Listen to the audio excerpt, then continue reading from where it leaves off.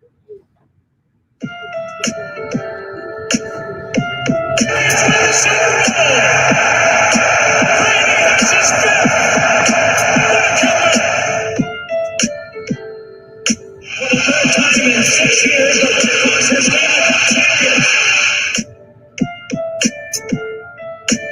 Sox fans have already heard it.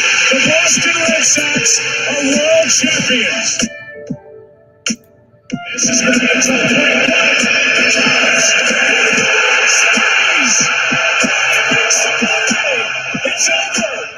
And the Cubs have finally won it all. 8-7-10. Ladies and gentlemen, welcome to the best sports podcast on the planet. We are Triple Shot Sports. I am your host, Brandon Combs, joined as always by the soup boss, Chad Lounder. Chad, what's going on, buddy? Not too bad, man. And, I'm trying to recover from my terrible outing there at the Great Debate yesterday, even though the judge in that thing was just horrible. He didn't even see that the other three contestants gave Soup Boss all the credit for their points. Man, it's no. So we have a great show lined up for you guys. We are going to talk some MLB. We're going to talk NHL. We are going to argue a whole lot. We're going to give you guys our top 10 quarterbacks heading into the 2020 season. We are going to debate whether or not the MLB, whether or not the steroid era is more cheating than the Astros. We're going to debate, who belongs in the Hall of Fame, that type of stuff. We're going to yell at each other a whole lot tonight. You guys are going to yell at us a whole lot tonight. Definitely chime in. ESPN's already starting to yell comments. At you. Hey, listen, I still got that mute button, Soup Boss. You'll still be negative 50 like you were last night, buddy. We had it all in the bag, man. I told everyone there's no chance I can win if you know who we are. And we could have gone under the radar, and the winner gets to pump their own podcast. We could have had that in the bag. But I do have to say on a personal note, thank you very much, Mr. Combs. My daughter is in cheerleading, very first season. She's getting her whole outfit. She needs sponsors for it. Very first sponsor, my co-host right here. All the love, Mr. Combs, getting the bow, handing that over to her. So I'm so thankful for that. Thank you, sir. The kids need sports now more than ever, for sure. It keeps them involved, keeps them active. Yep. So I'm happy to help any way that I can. Connor, what's going on, buddy? Glad to hear you listening. And you said you're joining from your hammock with your beer. So enjoy that beer. Drink one for me, buddy. Cheers to you. All right, so let's get this one started here. We got the NHL playoffs, man. They're ramping up. I gotta tell you, man, this NHL playoffs with this NCAA format is absolutely insane. I love it, man. I'm at work. I work from home, and I'm sitting in front of the computer, and I turn on at 11 o'clock, and I've got playoff hockey. Yes, like. I don't think I've gotten any work done. I hope my boss isn't listening right now, but I don't think I've really gotten any work done all week long. So I'm so thankful my role was created by me in the leadership team. So I am my role. So I have it on my desk. I literally put it on my phone and I have it in my Google Pixel Buds. As long as I'm going at stuff, they come over, they can interrupt, they can talk to me. And a couple of them been like, oh, because I live in Oklahoma City. They're like, oh, hockey. I'm like, yeah. It's the real playoffs right now. And they're like, okay, cool. Have a great day. Rapid Dave, what's going on? Strikeout here, another show on RTF. Rapid Dave, man, I love watching this guy play some Fortnite during the day. He streams live on Facebook, and I'm at work. God, I really hope my boss isn't watching right now. But I'll be watching him play Fortnite, logging in, joking around. Yeah, it's a good time. It's a real good time. He's pretty damn good. I'm gonna hopefully win some duos with him here later on tonight if he's available. Challenge. So yeah, absolutely. And then this NCAA tournament, man, is absolutely phenomenal. I love it's hockey all day long. 11 a.m. to midnight, you have hockey. And I mean, other than the Blackhawks crapping all over themselves yesterday in the third period, man, it's just been fun to watch. Well, they tied that 3-3, didn't they? They tied it 3-3, and then I would I say saw the the Oilers final beat score the Blackhawks last 6-3, night. and I was like, "What Yeah. happened?" I didn't get to see it. I was like, "What?" Connor the hell just McDavid happened. Connor Man. McDavid. Connor McDavid is ridiculous, man. That Jeez. guy is all Yep. over the ice, and he just tore them up last night. Yep, that's why he gets the commercials, and that's why he gets the attention. He deserves it. He's absolutely friggin' beast on that. But no, the playoffs. It is. Here's the only thing about the playoffs, which actually concerned me as a Red Sox, as a Bruins fan. I don't even want to talk about the Red Sox. As a Bruins fan, the only thing that concerned me was the round robin aspect. It's almost similar to the NFL, where a lot of times we see either the 1 or 2 seed having that time off actually hurts them. There's a rhythm aspect. Now, of course, we haven't had rhythm because of everything with COVID. So technically, everyone's in this at the same pace, but the round robin thing, as a Bruins fan, I've just watched him. You talk about your Blackhawks crap in the bed halfway through third period. The Bruins have done nothing but take 2 gigantic dumps on the ice. Now, one was just, exhibition, but you could tell the other team was like, no, we're going to go out here. We're going to play. And then you go against the Flyers. This is a team that if you can get through it, you're going to face them probably near the end. And they just got absolutely destroyed. They didn't look good. In the thought process, some people are like, well, I mean, technically it counts for regular season, but it doesn't. But it just shows the energy the Bruins and a couple other teams have not shown on the round robin may be their own downfall, because the other teams that are in the playoffs right now, we've talked about it. They're playing at 110%. NHL playoff hockey is the greatest sport in the world, right next to World Cup soccer. We can debate that later. I don't even know what your feelings are on World Cup soccer, but I mean, it's the same thing. People play nonstop, full force, and that's what they do. And these teams in the playoffs right now, they're playing for their lives. And some of these round robin teams, it doesn't feel like that they get like, hey, you're only a couple days away from facing one of these teams that are already on full charge. So, and that's what I was going to ask you. You think that these teams that are playing in the round robin, I think these teams coming out of these series, especially if you go to a 5-game series, you're all ramped up already. Yeah. You're ready to go. You're on fire. You got so much more momentum than these guys coming out of the round robin, who, like you said, are starting off really slow. So if the Bruins go out and they run into, let's say, who's playing really well, like Carolina right now. Carolina, I was just going to say, up 2-0, baby. Stupid right now. I mean, anyone that can make New York look stupid is amazing. Yeah. Lundqvist looks like a high school goalie right now, though. He does not look very. Actually, you know what? I take that back. The Rangers look like a high school team. Lundqvist hasn't played too bad. The Rangers have been just dominated in that series. He looks like a goalie that's his age. Let's be honest. It's getting time. They need to find his replacement, and there's nothing against it. There was a time that Patrick Waugh needed his replacement found. There's a time Dominic Hasek needed his replacement found. It's just the way it is. As a Bruins fan, ruin one of our way or no ways, jerk. Hey, fine. Hey, listen. This just means hey, it's a teaser for later on. But listen, as a Bruins fan, we were very lucky that Tuukka was right there waiting after Timmy Thomas was gone. But no, 100%. I feel that these teams that are already ramped up, you could see the difference in that Flyers-Bruins game, for instance.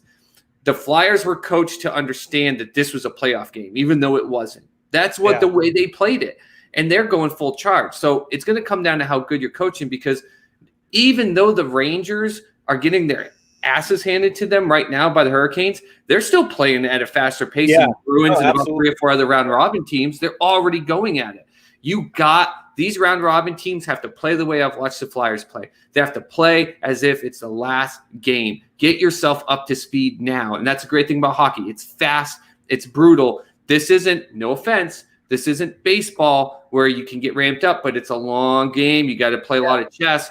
There's chess involved in hockey, but it happens that fast. And Connor, you're not wrong. They're taking it easy right now. The Bruins are. The problem is that the Bruins are taking it easy on themselves, and that's going to hurt them. Those teams that start taking it easy in the round, when you're playing, especially in the NHL, if you run into a team that's hot, you can get upset so much easier than you can in any other sport. This is, like I said it the other night, you could have every team in the NHL, you could have had every single team into these playoffs, and every single one had an equal opportunity to win the cup. We saw it last year. Tampa Bay Lightning, President's Cup, #1 team. every time a team played them. They said it was the hardest game they played all season, win, lose, or draw. They said by and far they could not believe how good this team was. You couldn't look at every line and not find just an ultimate strength, and finding a weakness by third line was a challenge. And what happened? First round of the playoffs last year, they walked in feeling like we deserved this 1 seed. They got swept. They didn't just lose. They got swept 4-0 by the 8th seed.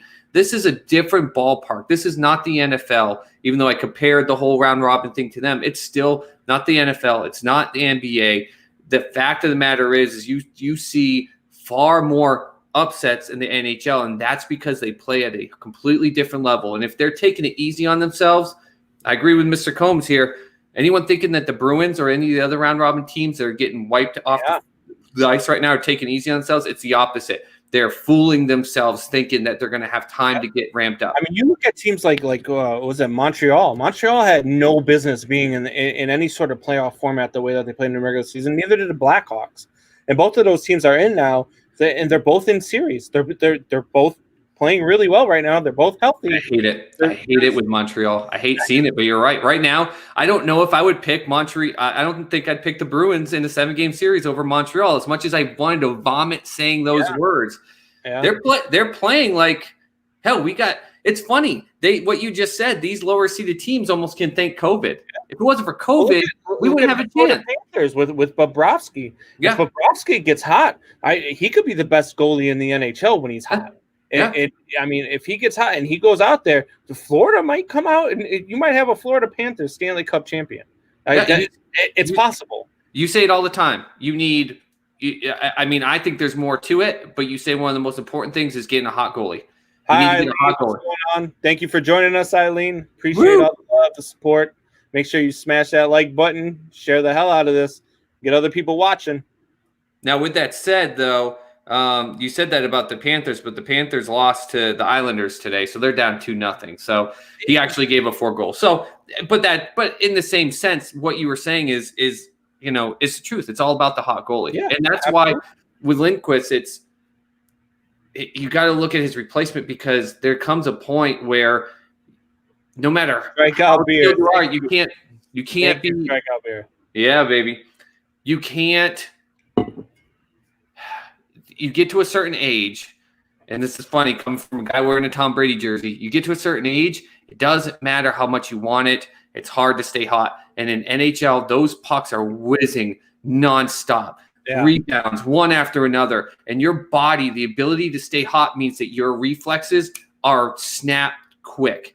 And at some point, they can't be. But that's 100%. It takes a hot goalie. It takes all of a sudden when you play basketball and you shoot it and you can't seem to miss it, it's like it just seems like the hoop's so big. With hockey for these goalies, that's what it's like. It's like no matter what, they don't lose sight of the puck. They almost feel like they're faster than the puck, and that's crazy.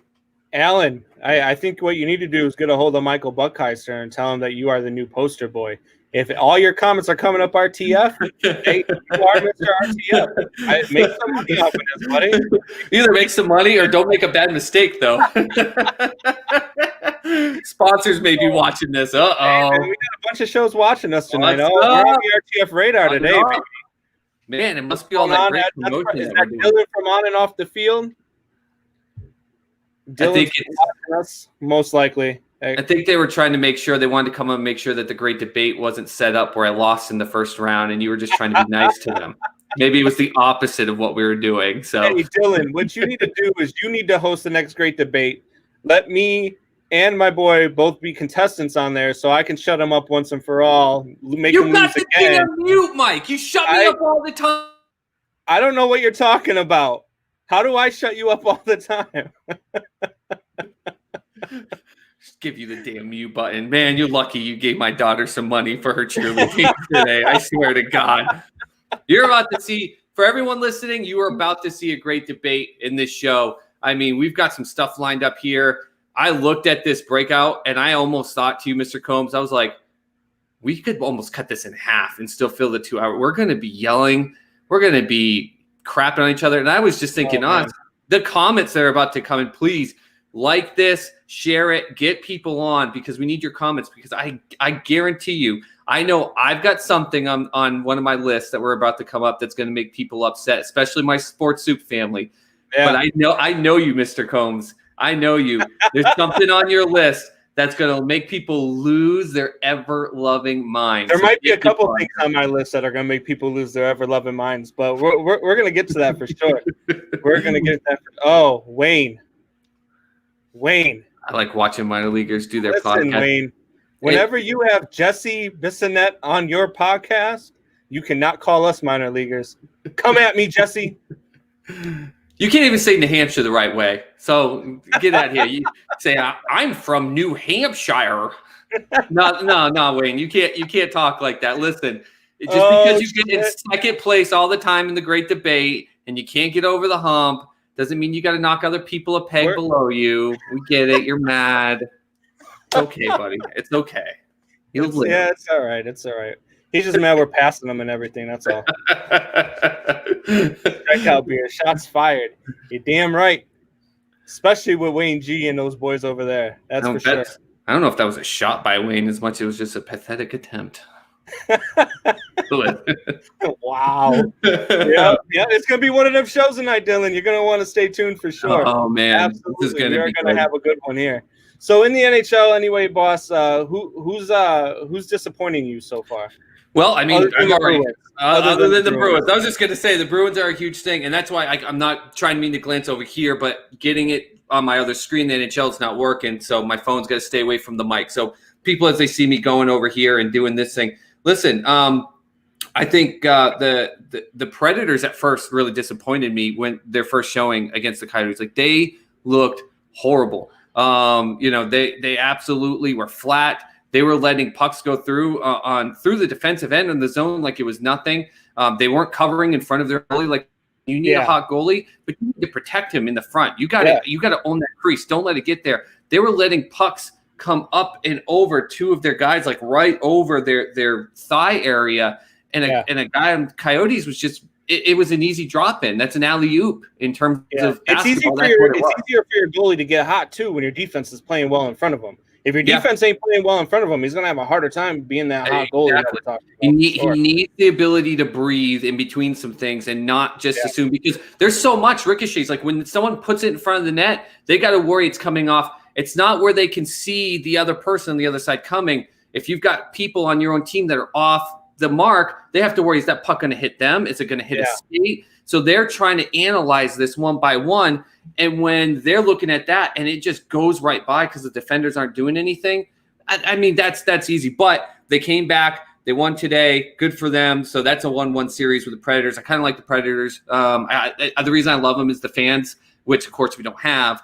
But they had the Tennessee Titans out there doing the beer chug and all that stuff. Like, when you get the fans that involved, that's why I love hockey. But they went to another end. And then the other ones that I'm a little disappointed in is not because they're in a bad place, because the series tied 1-1, but the Blue Jackets had a chance to just put a chokehold on the Maple Leafs. I watched that game earlier. I mean, you're in Toronto. I know there's no fans, but you're in Canada. You're in that area. Like, you are up 1-0, and Columbus is, since they've come into this league, has been that league where people have said they show a flash, they've got potential. They've almost got it, and that's what this felt like. It was like they had a chance to put a chokehold on it. I do not like the Maple Leafs, so that's why it's even more for me. But I'm disappointed because they were so flat in this game. You showed as if you put all your energy into game one, and then you came out today like, well, that's all we needed. It was that we showed. I'm laughing at the comments section right now. You got Alan says the Stars crapped the bed last night, and then Peasy said nope, that was Brandon. And Peasy also says that this guy's mustache is on point. This one, right here, baby. Yeah, it's got to be at you, buddy. It's got to be me. And I just trimmed it. I had the whole curl almost going, but that's one thing with work. I have to be careful. They crapped the bed, but they're crapping the bed again in that game against. Listen, the Golden Knights. If they were going to do another Peter Pan movie, someone send this dude up for a hook. I just watched that movie this past week with my kids. I love that movie. Hell yes, I love villains. Man. I would sign up to be Hook any day. Absolutely. And I'm already bald underneath, so just like the movie Hook, I just put the wig on and look ridiculous. Hey, there you go. There you go. Got it. No, look, for disappointments. For me, it's the Rangers. I thought that the Rangers were one of those sneaky teams that coming in healthy, they were going to be able to handle teams pretty easily, and they just have not looked good at all. I mean, they've just been flat. They've been outplayed the entire time by Carolina. Carolina looks really, really good, or the Rangers look really, really bad. I can't tell which one it is. Maybe it's a little bit of both, but for disappointed, I'm definitely disappointed in the Rangers. For impressing me so far has got to be the Blackhawks. Look, the Blackhawks were, I think we talked about the other day, they were like the second team from the bottom of the barrel to get into the one game up. That was it. Yeah, they were one game up, and they come out against a very talented team like Edmonton and put up 6 goals. And even last night, even though they had a bad third period, heading into the third period, they were coming back, man. The Blackhawks 3-3, right? I mean, yeah, and if they keep playing the way they do, this is going to be a 5-game series. So they're definitely the ones that are impressing me so far, because I expected them to play 3 games and go home. Yeah, I'll agree with you on the impressing. Like the Blackhawks, that fight they had in game 1 just absolutely shook the floor. And the fact that it took Edmonton that long to kind of wake up now. No, I'm sorry, man. I think they're going to – I don't know. They're playing so good. It's kind of hard to kind of speak against them in that aspect because you like it. But I think what we saw in Edmonton waking up there, it shows who they are. I think if they come out in game 3 and take a chokehold on it, they'll kind of start to put the series away. But, I mean, like you said, they were 1 game above the last spot to get in there. That's fantastic. Yeah. On the Carolina one, though, I got to kind of disagree with you because even when the Bruins swept them last year, constantly, all the beat writers for WEI and Sports Hub up in the Boston area were constantly like, listen, this is why this Carolina team can give them a challenge. This is why. And they pieced it together. And I think part of it is because they used to be the Hartford Whalers, so there's this weird connection in the New England area to them. But I've got friends that live down in there, and they said, listen, they've gotten us involved, and they do these cool things when they win home games to get fans involved, where they play like dodgeball and all this stuff. But it got fans involved where they started to learn about the game, and they were coming back. And people that I know that just started watching hockey in the last 5 years were telling me about some stuff, and I was like, really? And I went back and looked, and I was like, line shifts and 2-line passes and defensive wall settings that went for quick rebounds out, like stopping on the line within an inch of the blade to let someone zoom by to be able to then set up a great cross going the other way. Like, they are a very smart team. It just takes someone to hit them in the mouth. And to me, the Rangers just aren't going to be a team that punches anyone in the mouth. They should be, but they're not. I'm not shocked. You got an invitation here, buddy. Are you willing to go on the show on To Be Blunt with Peasy Thursday? Script reading in character. Hey man, go promote the show. Peter Pan, Rufio. Oh my God! All right, so we're gonna leave you guys with that for a minute here. We're gonna take a quick break, and then we are coming back with fire. We are getting straight into our quarterback debate. Top 10 list. We're gonna go from 10 to 1. And I guarantee you guys are going to be yelling at me. So hold on to that, and we will be back shortly.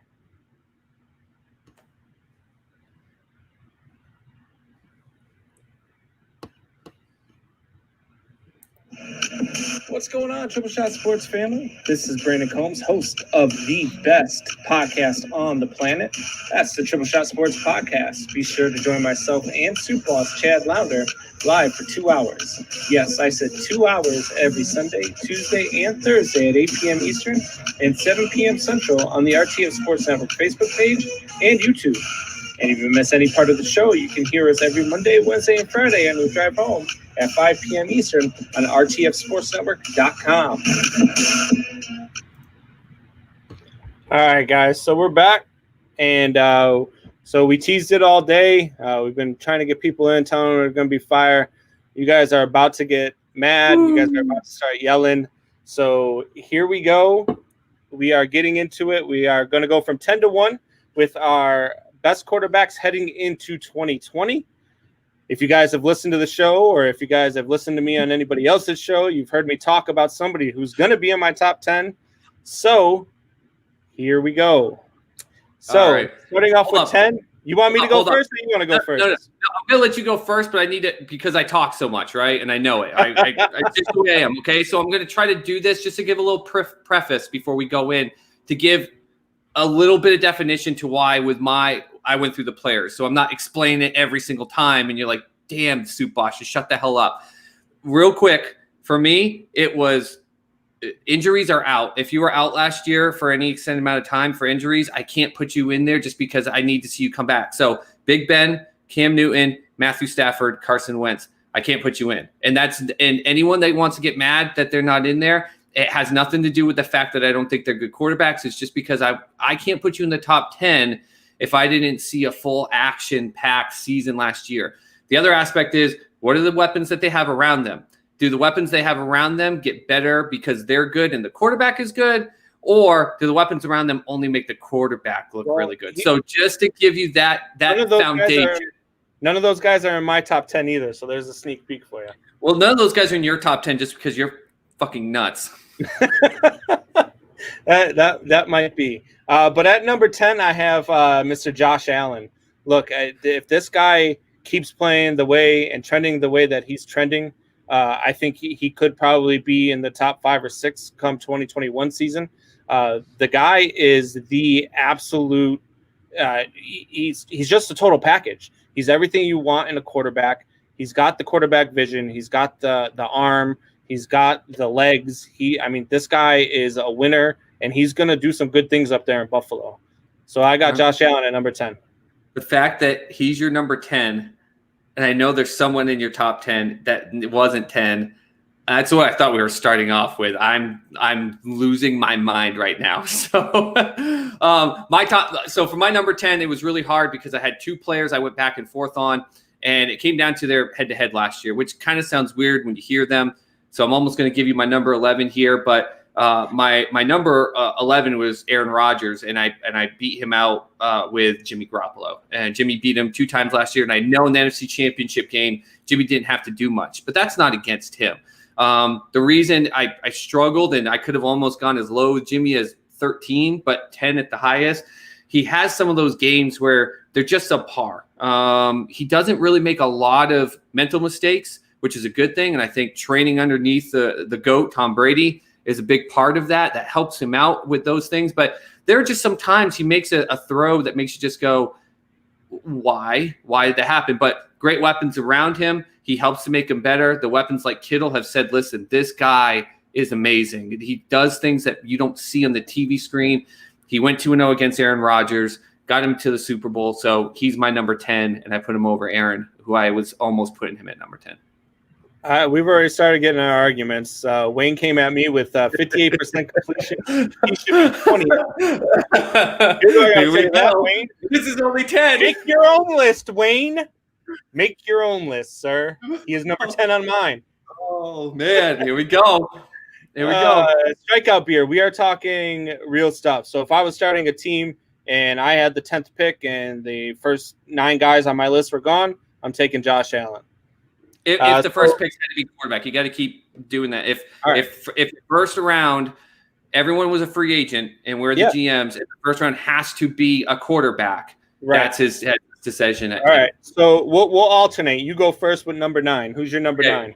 So number 9 is a guy that I actually probably get online and have more debates with people as to why he's not as good, which kind of hurts my New England heart a little bit. But the fact of the matter is he still puts up some great numbers. So number 9, I've got Matt Ryan. Listen, Julio Jones, though starting to show his age, is still just a phenomenal force. And he said it. I didn't think on a couple routes that he was going to hit me in a certain way, and he got the ball to me. Calvin Ridley, it just had a monster rookie season, and part of that's his skill, but part of it I think is because of Matt Ryan. And now when you get a better running back, I hope, depending on injury aspect in there, it's going to give him hopefully a little bit more time to play action, because Matt Ryan loves that 7-step drop. He loves that hard bite on the fake and to drop it a couple more steps and really just hop step 2 and try to sling it. But when he doesn't have a good running back or the offensive line is hurting him, he doesn't have the ability. But if he can get the ball out of his hands, he's got a great arm. He sees things on the field a certain way that are really good. I don't think he's a Super Bowl quarterback. I think he got in against the Patriots on a year that the whole team got really hot. But he's my number 9 quarterback. Yeah, see, he's another guy I don't have in my top 10. Maybe 5 years ago, Matty Ice was that guy, but he just I don't know. It's something about the Falcons. I feel like every year they find a way to disappoint you. So yeah, I couldn't really have him in there. At number 9, I actually have Dak Prescott. Look, the guy has a lot to prove, but he still does show you that he's a starting quarterback in the league and that he's a top-tier starting quarterback in the league. He produces. He does the things that he needs to do, but he does need to produce at a higher level. Next year, he could be in the top 5, or he could be in the between 10 and 15 and be off the list. But as of right now, heading into 2020, I have Dak Prescott at number 9. And listen, I don't like the Cowboys. I never make it a point to say that I do like the Cowboys or anything that they do over there in Dallas.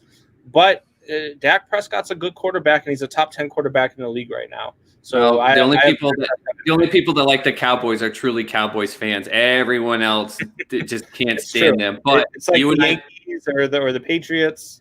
Yep. You have to be a fan of that team, otherwise you just hate them. Now, with that said, what benefits him, you and I, at least I know we agree here, he has the number 1 running back in all of football. Yep. You and I both, if we do a running back list, I think we just blew number 1, but Ezekiel Elliott is, and I was proven wrong last year, and it made me a hardcore believer. He's the most efficient running back in the game. That helps stack out. But that's because Falcons head coach Dan Quinn is dumpster shit. Oh, man, I love Jared. This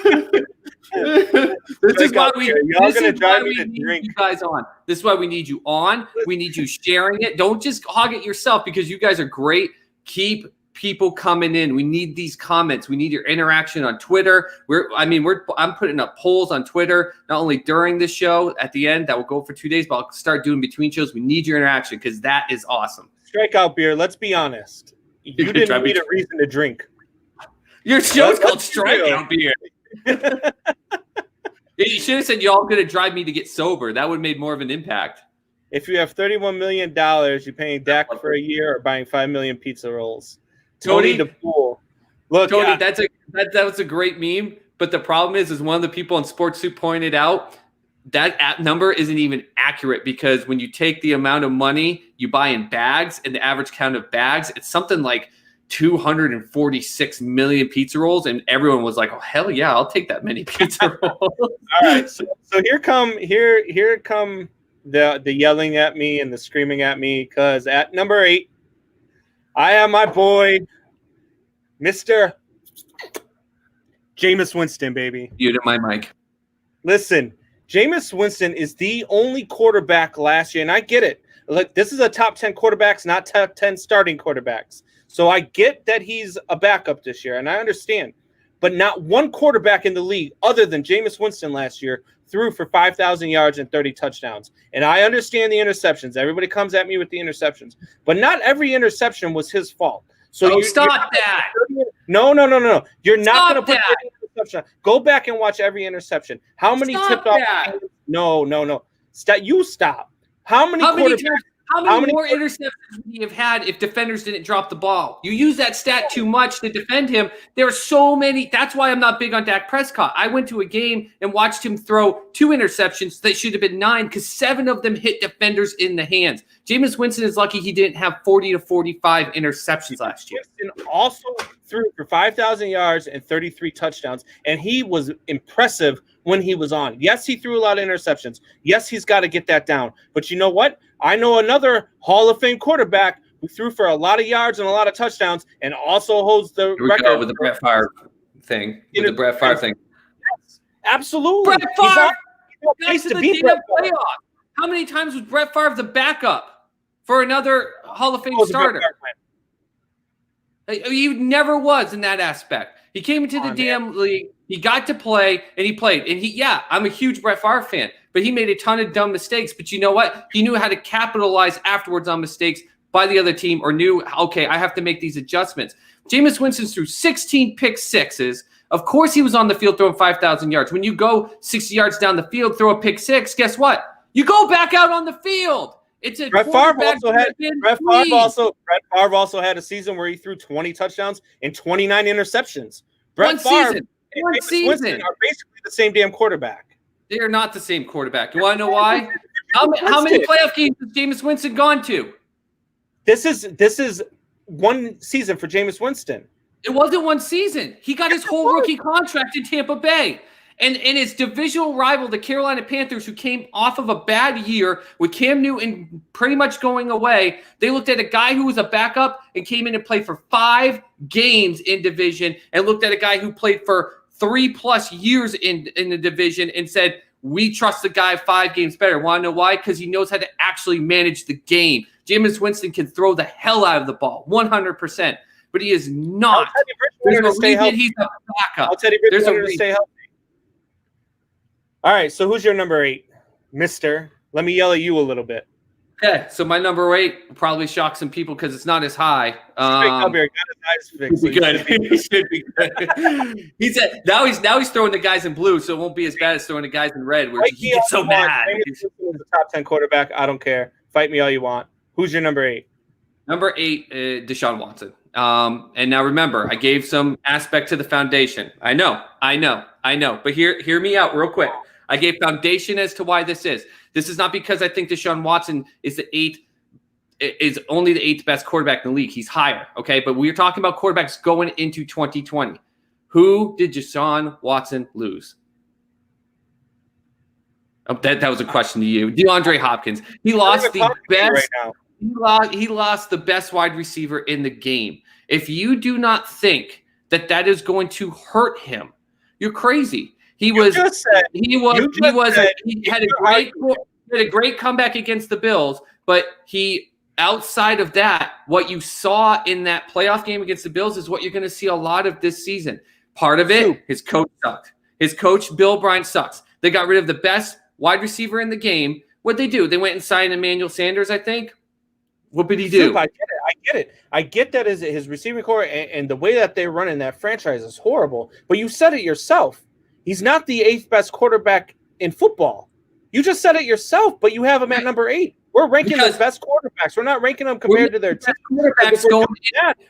Come up with the top 10 list heading into 2020. If you wanted just the best list, I would have just told you Tom Brady was number 1. But that would have been insane, right? Because we wouldn't put that. We're saying going into 2020. Just because he's an active quarterback doesn't mean that he's going to have the top 5 statistical year. I'll put $50 down right now that Deshaun Watson does not have the top 5 statistical year of a quarterback in the league this year. Losing DeAndre Hopkins is like losing your left leg. Hell, it's like losing your left nut. What do you tell me all the time? What do you tell me all the time? Don't look at the numbers. Use your eye test. Just because you play on a 1-15 team doesn't make you a horrible quarterback. Just means you're a great quarterback playing on a shitty team. Look at the eye test, and who did he lose? How many times did he get to throw the ball up to Hopkins knowing Hopkins would go get the ball? It's a great benefactor. How many times did Randy Moss have the ball thrown up to him in Minnesota or New England because they knew he'd come down with it? That's a huge difference. That's what my eye tells me. Deshaun Watson lost the biggest bullet in his gun. I'm interested then. Who's your number 7? Who you got ahead of him? So number 7, I got ahead of him. The guy that, though, did lose to him in the playoffs is on the up and up, and that's Josh Allen. Josh Allen in Buffalo. And now listen to me, because Deshaun Watson. No, don't tell me to say it and then give me shit 2 seconds in. Deshaun Watson lost DeAndre Hopkins. Josh Allen, who was 3 minutes away from beating Deshaun Watson in Houston, picked up Stephon Diggs. Are you kidding me? You're going to tell me that losing Hopkins on one side and picking up Diggs on another does not benefit the person with Diggs? Are you crazy? Look, Deshaun Watson still has weapons there. Deshaun Watson was doing things because he was trying to get the ball to Hopkins. He was trying to. That's such a horrible situation. You got to throw the ball to Deshaun to when Hopkins. Everybody on the field knows that's where you're going? Yeah, absolutely. How many times did defenders hop in front of Hopkins or get the ball away from him? Oh man! You know I'm right there. You're crazy. You know I'm right. They were not a high number. And then you have the guy. Then you have your number 7 as the guy who lost to him in the playoffs. Get out of here. who didn't lose Deshaun Hopkins and picked Well, up Stephon Diggs. Let's get back to some sanity here. At number 7, I have Aaron Rodgers. I'm going to puke in my freaking cup right now, but I have Aaron Rodgers at number 7. Look, I think he's I think he's an overrated quarterback for sure. Most guys have him in his top 5. The guy does win games. He does, but he's an overrated quarterback. Yeah, everybody's on his jock. He's just that defense is really good. Without that defense last year, they were a 7-9 team. He has no weapons around him. He's going to be pissed off because of freaking Love getting drafted. He's going to act like a bitch this year, just like he always acts like a bitch. That's why his own family. This is the worst defense. You would make a shitty defense lawyer, sir. My person isn't a good. My person's not a good citizen at all. Look at all the people around him that actually did everything, and look how much of a bad attitude person he is. And he's not even that good. He's overrated. Like, you did nothing to back that pickup. Aaron Rodgers at number 7 he's at number 7 because of the 6 guys I have ahead of him. That's why he's at number 7. There are 6 guys that I would take before him, and he just. Look, I would take Winston right after him. Wow. Jeez. Oh shit.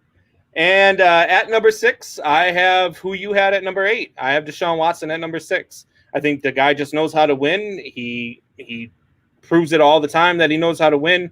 He took that team and went to the playoff, even with the horrible head coach that they have, the horrible system that they run, the horrible play calling that they had. And he still finds a way to win games. He's going to continue to do that this year. I think they're going to be a little bit better even without Hopkins. I disagree with everybody that losing Hopkins is a big deal because you do lose one of the best wide receivers in the game. But it's just if you look at like the Washington Nationals after they lost Bryce Harper, what'd they do? They went and won the World Series. Different game. Different games. Well, you can lose a superstar and still get better. What if Joe Montana or Steve Young had lost Jerry Rice? They're still damn good, right? I put him at 8. I didn't make him a shit pick. But you're acting like losing to Hopkins is just like not that big of a deal. Because if you're a good enough quarterback, if Tom Brady in his prime had lost, if he had DeAndre Hopkins and had lost DeAndre Hopkins, would the Patriots still have been good? Yeah, they would have been good. They would have been good, but they wouldn't have. But we saw what happened. We saw what happened when they lost players. They still ended up being good because you're talking about the GOAT. Now you're on a different level altogether. But he still struggled. He had games where he struggled. You could tell the difference. I agree, Matthew Scott. Will Fuller is a beast. Yeah, he's a great player. Listen to me.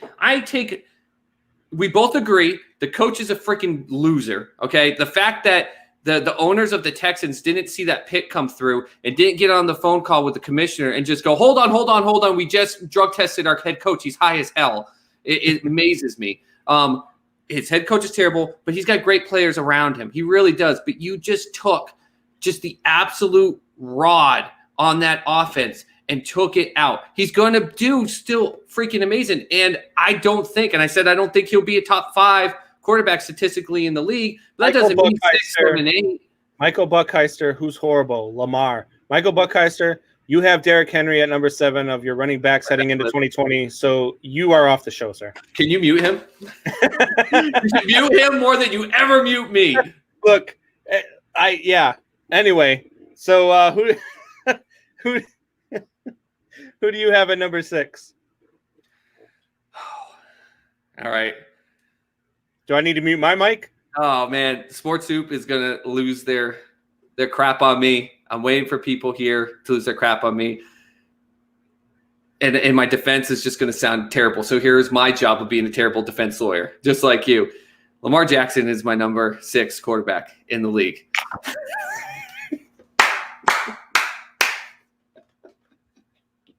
What did you just say? Lamar Jackson is the number 6 quarterback in the league because I do not fully think he is yet a full-scale quarterback in the league. Hate me for it. He is why he is deserving of the number 1 spot in the NFL's popularity list is because he's the only player in this league that is a two-position player. He's a top 10 running back in this league. He's 100% a top 10 running back in this league. But the offense isn't always built for him to run, and he runs the ball. And he does it great. He really does. But we're talking about quarterbacks going into the league. He's a winner until he gets to the playoffs.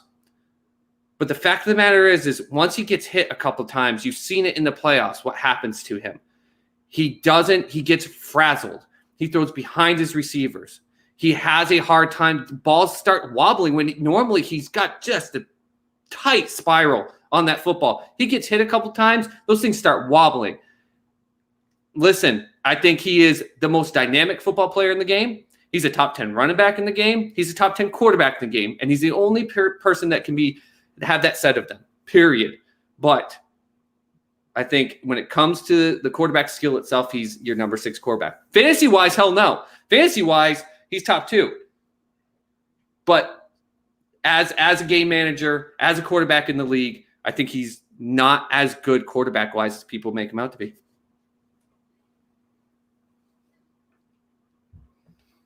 Who's your number 5? Who? Just move on. Who's your number 5? That was just me applauding for myself because I don't give a crap. Nobody else is going to, except for Michael Buckheister. Congratulations, you just agree with Michael Buckheister. My number 5 is a quarterback that gets more shit than any other quarterback in this league, even more than Aaron Rodgers, because there's a lot of people that actually like Aaron Rodgers. He gets more crap than anyone else, all because he followed up a season that had strikeout beer. Got knocked out by the Titans, right? Who knocked out New England? Yeah, exactly. But how much worse was that knockout? And with Tom Brady, everyone, I've said it on this. And he admitted it. He said, I knew when the season started I was done. His head wasn't in the game. He didn't do OTAs. He didn't do everything he's doing in COVID right now down in Tampa Bay. We'll get into that later.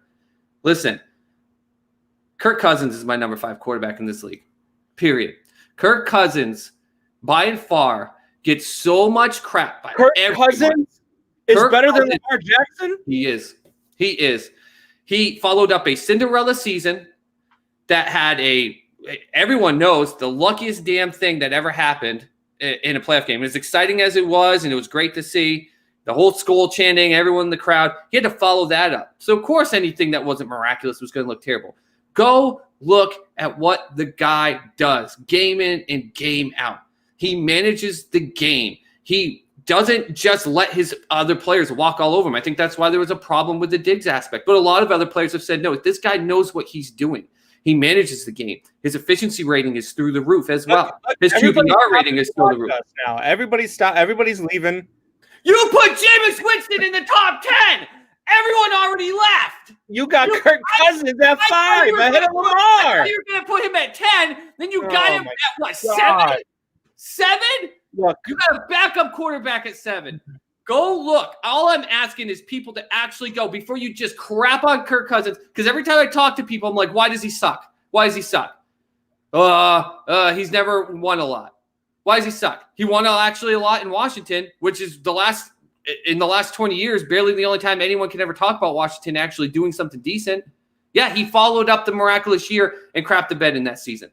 But last year, he was damn good. And going into 2020, yeah, he lost Diggs. That's a huge hurt for him. But the kid that they drafted coming in is going to be a great guy. They've got great teams. Their offensive line got stacked up. He knows how to manage the game. You give him more than 2 seconds, he's going to be fan-friggin-tastic. So all the soup fans that got mad at me for Lamar Jackson at 6, I know a lot of them are going to be happy with me, Kirk Cousins at 5, and they're going to agree with me, whether you like it or not.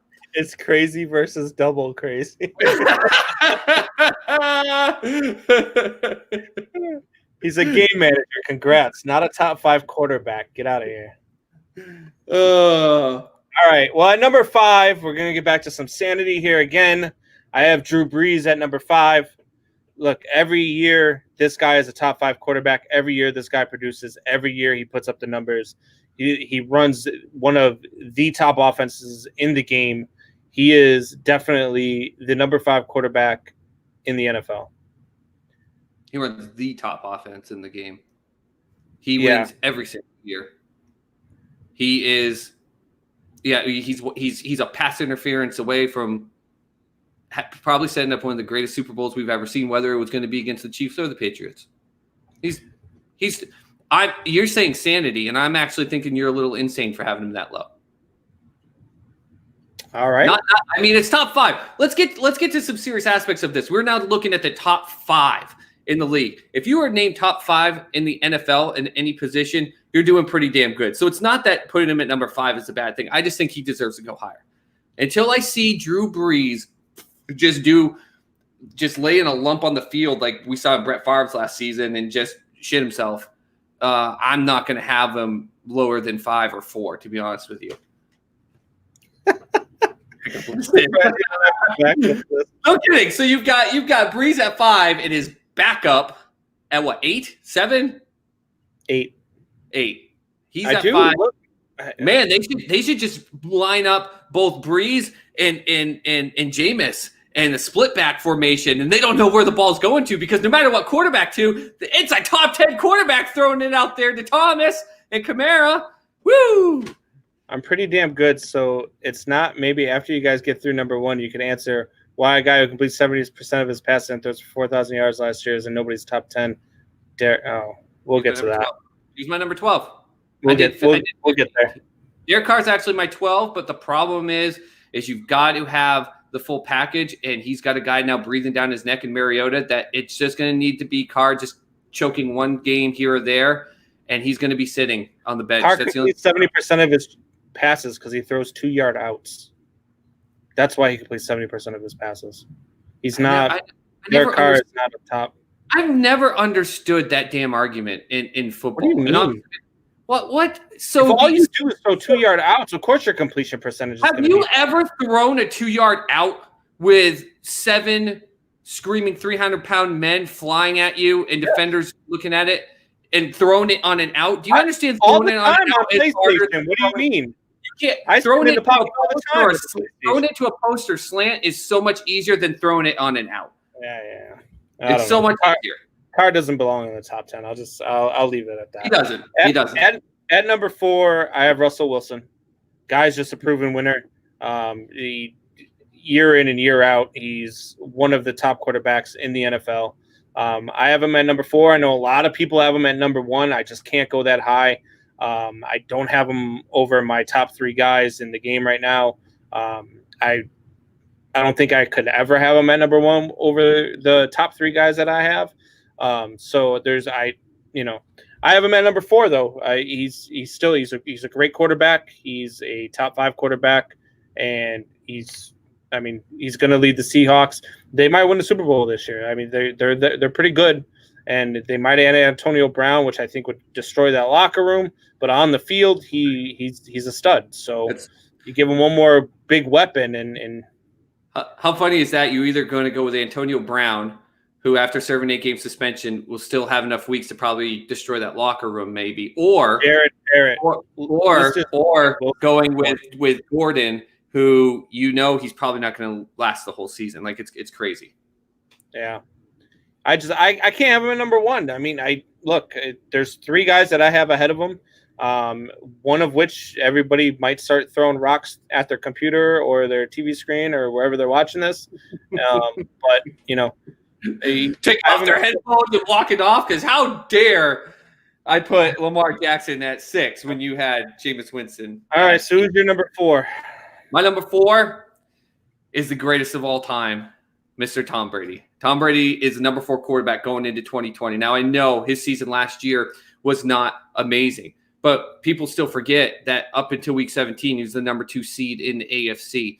He got upset by the Titans. I don't think it was an upset. I don't think Tom Brady wanted to be there in any way. I think he was done. He knew he was done, but he also had absolutely no weapons, 0 weapons whatsoever on that offense. Hey, listen, I love Julian Edelman. Obviously, as a Patriots fan, I love Jules, but Jules should not be catching 100, 110 passes a game. He really, a year. He really shouldn't. Yeah. He should be catching 70 to 78 catches. Yeah, he's not a number 1 at all. And he's their number 1 wide receiver. And you had you had Stephen Ridley. I'm sorry, not friggin' Stephen Ridley, but the running back committee. I was thinking when they started doing that with Stephen Ridley, the running back committee thing. You could just tell with Brady, he was just done with it. And yet he still had a decent year. You now give him, to the credit for Jameis Winston here, the number 1 and the number 2 statistically stating wide receivers in all of football last year. He's going to have the best wide receiving core that he's ever played with. Even with Randy Moss. This will be the best. He's got Rob Gronkowski, his favorite target. Think about that. That's his favorite guy. Think about how many times people are going to know that and be on Rob, and you're going to have Mike Evans just flying up the field, just absolutely without it. And then they went out and got Shady, who I know is getting old, but holy crowd, talk about a leader in the clubhouse. Talk about a guy that knows how to manage a game. Talk about a guy that went to Kansas City, and when they all of a sudden thought he would just kind of come in every once in a while on third down, he had some explosive plays here and there, some games we did really well. Jared says he's throwing rocks at his phone still from chat saying steroids were worse than Astros cheating. Well, Jared, stay tuned because that is the next topic, and we are getting to that. Oh, you got your points wrong on that. I don't know where you thought that was fully the case, and I'll bring up my points in the next segment. So stay tuned. All right. So at number 3, I have Lamar Jackson. Look, this guy's the real deal, and if he stays healthy, because with those running quarterbacks, that's always the deal. They have to stay healthy, but if he stays healthy, he's going to have the career that Michael Vick should have had. The guy is a human joystick. He's got the quarterback vision. He's got the arm. He's got the speed. I mean, that guy, when he takes off, good luck. So fast. He's so fast. Man. And his spin move and his juke move are absolutely insane. Fantastic. Absolutely. So he's I have him at number 3, which is why I got so mad when you had him way lower than that. But I have him at number 3. Who's your number 3? My number 3 is who you had right before, and that's Russell Wilson. And with zero disrespect to Russell Wilson, again, I think it's funny when people get mad when you have someone number 3 in a whole league of these type of things. But Russell Wilson, to me, the difference between him and pretty much everyone in the top 5, even top 6 in my list, is Russell Wilson year in, year out, though has had some good players, he really doesn't have any great players. And let's not forget, the last 2 seasons, he had statistically the worst offensive line in the NFL. I watched games where I felt terrible and I wanted to send money to his family, even though he's a billion times richer than me, to pay for his funeral. He was getting killed, absolutely killed, but he got up. I love grit with players. He got up every time, shook the dirt off his jersey, smacked his hands. He got into the face of his offensive lineman, but then would smack him on the back of the head. We're going to start a GoFundMe for Russell Wilson. Yeah, for his funeral. But they went and they addressed some of these. So he was already an MVP caliber quarterback with that. They went out, they helped the offensive line. Now, I don't have trust in Carlson and Penny being solid, hardcore running backs. He benefits from really having an all-star running back, which all quarterbacks do. But back when he had Marshawn Lynch, that was where he had the ability. No defense trusts Penny or Carson is going to hit them in the mouth, so they're going after him. So they addressed the offensive line. I agree with you. I think that Russell Wilson could potentially win the Super Bowl this year on the NFC. Yeah. He's really good. Absolutely. So at number 2, I have, ready for this? Not number 1. He's number 2. I have Patty Mahomes. Patrick Mahomes, look, I mean, the guy is just he's Patrick Mahomes. He's my homie. I love the guy. I love watching him play. I love his game. He's Tom Brady with legs. That's how good this guy is. He's going to be good for a long time. He's smart. He's not going to let himself get injured unless it's one of them fluke, get hit in the knee type thing.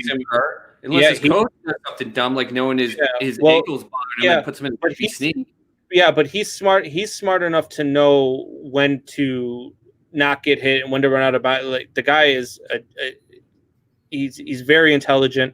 I love the guy's game. He's, like I said, when you start comparing a guy to Tom Brady, that's saying something. And I love watching this guy play the game. I have Pat Mahomes at number 2. All right. Well, we're going to switch that GoFundMe account from Russell Wilson to Mr. Combs for his funeral, because you just lit probably half of our listeners on fire, like physically, like through their speakers. They just caught on fire. He's number 2. What do you want me to do? I know, man. I know, but I might have been able to have him at 1A, but I have him at number 2. Well, you can't put him at number 1 when you obviously have Mitch Trubisky as number 1. Because if you got Jameis Winston at 8, you got to have Mitch at number 1. I don't know how my mic is not Uh, muted. All right. Is Give me Big number Dave two. Nick your number one? Give me number 2, goddammit. My number 2 is Drew Brees. Listen, I think it's funny because when you sat here and explained why Drew Brees was your 5, and I said, yeah, top 5 is still amazing. You sat here and gave every reason why he really should be higher. Drew Brees, until I see him in a lump on the field a la Brett Favre, I will not put him out of the top 3. And the season that Thomas is one hell of a wide receiver, but I don't think he's even better than Hopkins. I think a lot of that still had to do with how damn good Drew Brees is. And he's not just good just because he can sling the ball. I mean, I'm pretty sure he's like a 5'6" midget out there, and somehow he can still look over his offensive lineman. He is so precise with the routes of his receivers. He makes them good. Kamara talked about when he came in. He talked to him about, there's a running back aspect, but he got Ingram with him, and he said, you're going to need to know your routes. Not, you're going to run a wheel route, and you're going to do this. You need to know how many steps you go here, how many steps you go here, because I'm going to be 5 seconds ahead of you. And that ball is going to be there before you're even looking at it. And I can't tell you how many times in highlights where they've shown that where a wide receiver is going out, and he hasn't even hit his turn on the sideline to go up. Brees has already let that ball go. That's insane. It's an absolutely insane thing. He knows the game. He makes every offense he's in number 1. He makes every player that's on his offense number 1. He is my number, which is funny because I just ragged on you for not putting him higher when I said everything about him being number 1, but I got him as my number 2. So who's your number 1? So my number 1 is who you put at your silver. Listen, Patrick Mahomes, and I'm a Patriots fan, and I'm saying this. Ready? Patrick Mahomes is a D Ford offsides away from being back-to-back Super Bowl champions, back-to-back Super Bowl MVPs. He was going to go in against that Rams team. I think people would have been more happy. I'm a defense guy. I love the Rams-Patriots Super Bowl, but I know a lot of people don't.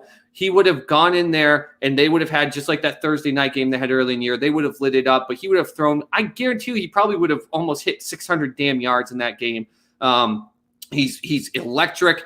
He's smart, just like Lamar Jackson with his ability to run, but he's not just running to just run. He runs to create more time. How many times have we seen him just go outside the pocket, run around, and, he's got to throw it away, which smart quarterbacks can do, but he realizes he doesn't have to throw it away because he's created enough space where all of a sudden it looks like he might throw it away. Oh, he might come. No, he's going to throw it to Hill 35 yards down the field on a 3rd and 15 or something crazy like that. He is electric. He's the future of the league. Every Bears fan, I'm sorry, my friend, knows that they missed out on the opportunity of changing the whole aspect of that dynasty by going up in a pick. But remember, not everyone would pick on Mahomes. People were but people were shocked that the Chiefs went up to go get him at 10. Right. Kudos to their scouting team because he's the face of the NFL right now. All right. So I had Mahomes at number 2. Here's my number 1. And listen, people are going to yell at me. People are going to scream at me. I don't care. There's a lot of haters here. Chad's going to like it, though, because number 1, until the day he dies, is Tom effing Brady. I don't even agree with it for 2020, and I'm so pumped right now. Yeah! Look, Tom Brady is the GOAT, and he's about to play with the best wide receiver core he has ever had. That man is about to put up numbers that we've never seen before if they have a season. He is about to go out there, and I'm telling you right now, they are going to win that division. They are probably going to be the first team to ever host a Super Bowl. And Tom Brady is going to go out and just retire right afterwards because Tom Brady will have nothing left to prove. He's not a system quarterback. I hear that all the time. Mike LeBlanc loves to say it. Mike Buckheiser loves to say it. He is not a system quarterback like everybody says that he is. If anybody's a system quarterback, it's Drew Brees. I mean, Teddy Bridgewater came in, goes 5-0 with that team. Tom Brady is the best quarterback to ever play this game, and it's not even close. So fight me if you want, but Tom Brady, until the day he dies, not the day he retires, until the day he dies, he is the best quarterback in the NFL. I hope he doesn't die like Brett Favre did in the middle of his last season. Man, that was a terrible thing to watch. But Jared, Evan, at 2, cut it out. Bridgewater went 5-0 with that team. It's the weapons. Drew is great, but number 2. Go to bed. The stats weren't the same, though, Jared. Yeah, he went 5-0, and that's why Carolina picked him up, because he can manage the game, but it's different. It's completely different, and you know it, because That's why he's more electrifying. That's why I didn't have him higher than 5. Probably Brady probably beats Breeze twice. Hey, man, guys, I love it. I love your pick. I love it. We're going to take another break here real quick, and then we will be back, and we will get some more people yelling when we start talking baseball. I know Jared's looking forward to it. He is probably going to scream and yell at the computer because we are going to talk some sense into Soup Boss. God. Here we Jameis Winston, your top 10, but you're going to talk sense into me. Okay.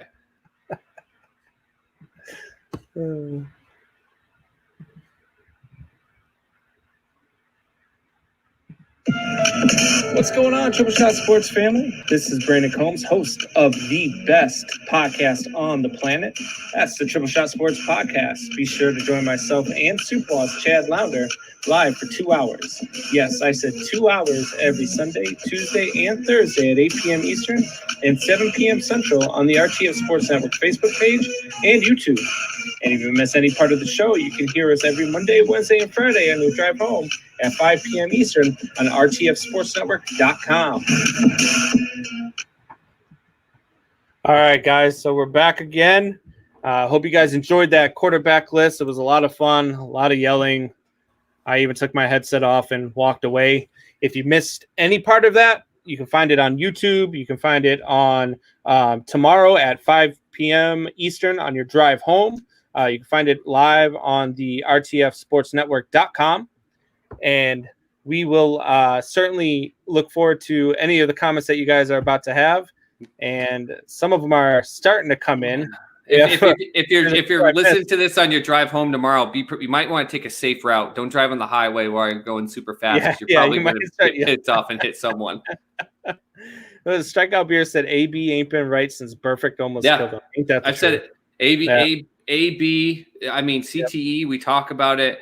It is literally something that creates a bipolar aspect in players. And since that hit by Perfect, he has been – look at what he does. I'm retired. 2 days later, I'm not retired. He goes from being I'm a whole team player to fuck the league, fuck the team I play on. Like, he needs help. And I don't like to rag on Antonio Brown and say that he's garbage. No, he's not. Tested for weed. Gordon is good to go. See, I disagree. Gordon's a head case, man. Gordon's that guy who he might pull like what's his face did for the Mets the other day and just not show up just because he's depressed that day or something. No, Gordon doesn't do that, man. Gordon has an addiction. He has an addiction problem. But he says he smokes weed because he's depressed. Yeah, he's got a depression problem. That's a depression problem. That doesn't. I don't know. I guess maybe it's just the definition of head case to me. Depression and struggling with mental illness to me is not a head case. A head case to me is what we see 70% of the time from Antonio Brown, but that's because his brains are jambled up there. He needs help. Antonio Brown really does need help. So let's get to what we're going to start yelling at each other about, even more than we did with the quarterback debate, and that is baseball. This is a topic that I love to go head-to-head with people on, and that is the steroid era. To me, the steroid era was the best era in baseball history.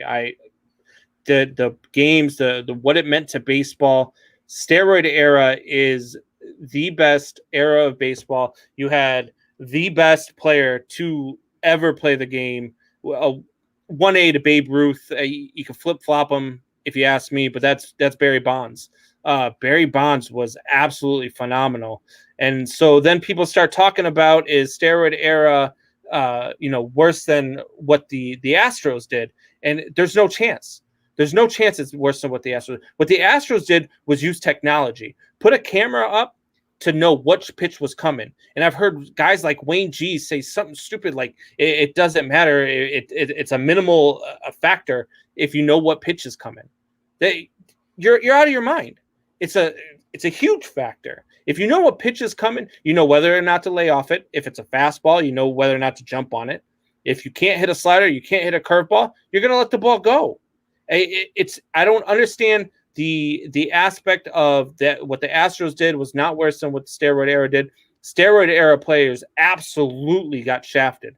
absolutely got shafted. Baseball knew that they were juicing, and then when they got their hand caught in the cookie jar, they used those guys as scapegoats. So I don't ever want to hear anybody say that steroid era players were cheating, any of that stuff, because we had this conversation the other day that at that time there was no test. There were no rules against it in baseball, and there wasn't. Was it against the law? Were the steroids that they were getting, were they illegal? Yes. But in baseball, there was no testing and there were no rules against it. And baseball absolutely knew that these guys were doing it, made 100%. billions of dollars off of it, brought all their fans back to the game after the 94 debacle. And then they made these guys walk the plank. I don't understand it. They're still walking the plank with the Hall of Fame. Yeah. I don't understand. I mean, what do you think about the Astros, Supas? Like, do you think it's not that big of a deal? So here we go. So this comes down to how I break it down in my brain. And this is why I told Jared in the comments, listen, to me, in all of sports, and I know we're talking about baseball here, but everything you said about the steroid era, I agree 100%. Hell, bring the steroids back. Let your pitchers, I mean, Roger Clemens and Andy Pettitte, but especially Roger Clemens, we saw him, absolutely bring his career back. It was because of steroids. Like, let's be honest. I'm a Red Sox fan. I have enjoyed every aspect of their World Series. But let's not be dumb. David Ortiz was taking HGH. Manny Ramirez was taking something as well, whether it was steroids, HGH, or some type of thing that they shouldn't do at all. It wasn't good. And Jared, for someone who sits here and totes his love for the Red Sox and celebrates the World Series, if you're going to shit on people taking stuff and having the advantage, and you're going to tell me that you didn't sit there and cheer your ass off when David Ortiz in Game 4 of the ALCS against the Yankees hit that home run to put it to Game 5 and to seal that, we knew he was on something. You're so full of crap if you're going to sit here and say you're going to celebrate it, but then say that it's wrong for them to do it. If that's the case, take any championship apparel you have as a fan that you celebrated of a team winning a championship and get rid of it. I don't think Jared's saying that at all. I don't think Jared's saying that at all. I think he's saying that it was. No, he said one time that big. He said, and I'm taking I'm taking comments from Sports Soup, which is the paid Sports Soup that I came from. That's why I'm the Soup Boss. If anyone's wondering what the hell Soup Boss means, we've got a sports page on Facebook, Sports Soup. That's where I got connected with the team here. But listen, Jared has stated that he thinks that David Ortiz is a fake and a phony. And what the hell are you doing celebrating? Why are you celebrating? Why do you celebrate teams winning championships when you know that players are fakes, phonies, or cheaters? Are you kidding me?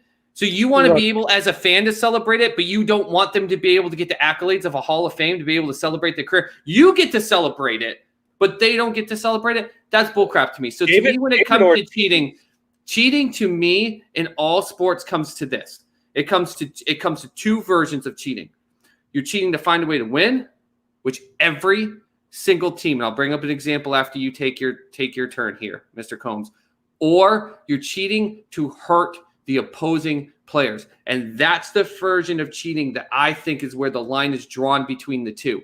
When they had Bountygate with the Saints against the Vikings, and it wasn't just that Vikings game, but that's the famous one, where the goal was go out there. And we know it in football, like you want to go out there and you want to put a person on the stretcher, but you want to hit them so hard legally it does it. That's not what they were doing. They're getting paid to purposely injure the other players. That's a different form of cheating to me than finding any calculated way to find a competitive advantage against your opponent. That's, for me, where the line is drawn. So anything below you hurting the other team, to me, if you get caught, you got you're caught. Okay with the Astros. You're okay with the Astros using technology to steal signs. I'm okay with it. No, see, I'm 100% okay with it. So let me ask you this. So let the players speak for that. Okay, let the players on the game speak for that. Everybody knew Sosa and McGuire and Bonds and all those guys were using, correct? Yeah. Everybody knew. Okay. How many Who times? spoke up? How many times before a season? But nobody spoke up, and that's the point I'm making here. Before the season, how many times did we sit there and say, "Man, I wonder how many times Bonds is going to get plunked this year"?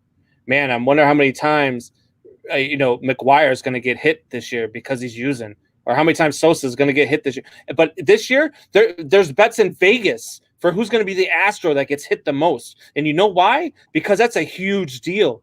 Use the technology to steal signs, to know what pitch is coming, and to use it to win a World Series, that's a huge deal. And if you don't think that it is, you're wrong. How many in the last World Series? Who won the championship? This last one. The last Before World this Series, broke. Before this broke, and no one knew it, and they were still doing it. Who won the World Series? the Nationals. How many games in Houston did they win? I can't remember offhand. All 4 of them. They won all 4 games in Houston. So that whole thing about how that's the reason they won the World Series before gets defunct to me when another team goes in there and all 4 games beats them. Okay, so first off, it's a desire for a competitive advantage. It is not guaranteeing a victory. Where's your line? It's not guaranteeing a victory. That's what I'm saying. It's not going to guarantee you a victory at all, but it's going to greatly affect your odds. I mean, the Nationals won it, and kudos to them. That shows how great of a team that they were able to overcome something like this. This team knew what pitch was coming. So how many times did Sammy Sosa get thrown at? How many times did Sammy Sosa get thrown at even though he had a cork in his bat? None. Why?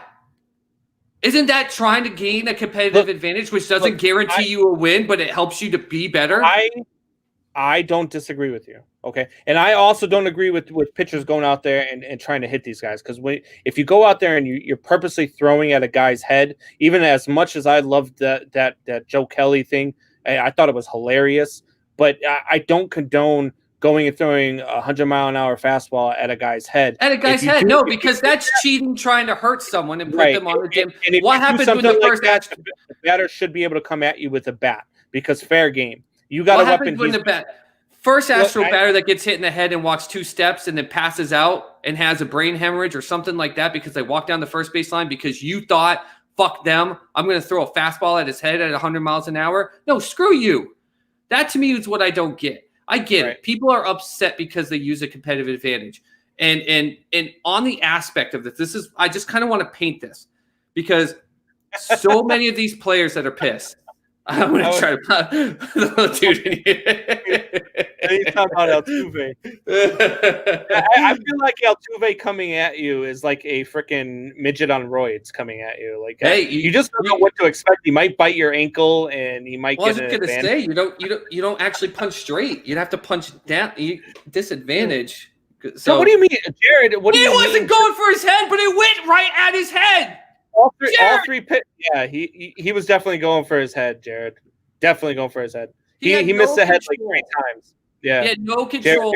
He went 3-0 in a batter, and you saw him on the mound shrug.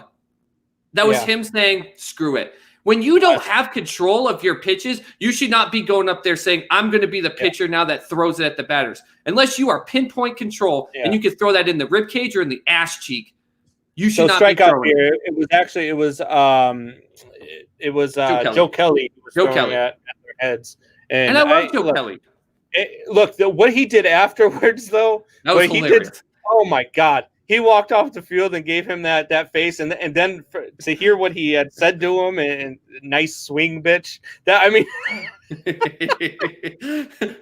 and what was his response? If I had hit it, I'd be walking home. And he was like, "That was stupid." Yeah, no, he was definitely thrown at the head. He went over. First it was right Bregman. Behind. Yeah, he threw at Bregman's head. He threw at Correa's head. Yeah, that fastball behind Bregman's head was 98 miles per hour. I dare you to put a helmet on your head and take a 98 mile per hour pitch to the head and tell me you'll be fine the next day. Jared, stop it. Jared, stop. I truly don't believe he was going for he didn't have control. Okay. So you don't have control. No. Don't throw the fucking ball at batters. Yeah, that's the problem. He had enough control to strike out 2 hitters in that inning. I don't know. He was 3-0 and he shook his head because he didn't have it. He was throwing at the head for sure. Let a pitcher with control. You put the lives of danger. Now hold on real quick with this, because when it comes to the lines of cheating, here's why I think it's just more of the aspect of the culture, of sensitivity, of players who are like, it's not fair what he did. Every player on every team knows that their team is done or has done something to try to gain a competitive advantage that is by the rule of the law wrong. I listened to a guy down here in Oklahoma City on 107.7, the franchise. He used to play on the Ravens. He won the championship with the Ravens with Flacco. He said that every player on the Ravens team that used to shit on Tom Brady and the Patriots for cheating, he laughed at them. He said it was bullcrap because he said, listen, and he shared about 3 different things. And one of them he shared was when they didn't have night games, the linemen would grease their jerseys and their arms up completely, but they would always come out after everyone else because if the refs were there checking, they'd run back in and say, take my jersey, hide it. Advantage. It's everything to do for a competitive advantage. And he said every player knows it. And he said there were things he can't say because it would get the Ravens franchise in trouble. Think about that aspect. That's the difference between a competitive advantage and what if that one of those guys went and stole the opponent's playbook or was sitting, there in disguise and watching their practice, a la New England Patriots. If you're sitting there watching their practice and you know what signs that they're putting out there, or what they're about to do just by their cadence, that's totally different thing. Is Don Shula one of the greatest head coaches in the history of NFL and all of sports? Maybe. No, I mean, it's not like he has the win record in the NFL. He had the perfect season. He won championships with Dolphins, right? Okay. Yeah. Don Shula crapped all over the Patriots organization and Bill Belichick for all the garbage about them cheating and everything. Don Shula is also on record. Back in the days when he coached, they didn't have practice facilities. They coached practice on fields where they'd have the running track going around it, like you see at a high school. Yep. He would put on a disguise to look like an old person and would be power walking in the morning on the track the whole time, seeing every play the other team did, every shift they made, every audible they were calling, and what they were doing. That is literally cheating at its finest. Yep. But no one. You're right. But it was to gain a competitive advantage, and though he's one of the greatest coaches ever. That's not getting a competitive advantage, and maybe that's why they wanted to defeat it, because they knew what was coming. And to me, that's worse than doing whatever, using stickum, whether you're shooting up steroids or whatever. So where's your line? Where's your line? Where's your line? Technology. Okay. So our line's just different, but at least you say there's a line, because some people drive me nuts when they go, cheating's cheating. It's all wrong. Bullshit. No. Go throw your team's jersey away, because every team has records. Here's what I say about the steroids, all right? And this is why I don't have a problem with steroids. These guys are paid millions and millions and millions of dollars to entertain us. They're paid to entertain us. So if they want to inject themselves with steroids and do that to their bodies to entertain us and to make money, I have no problem with that. That's why we pay to go see the game.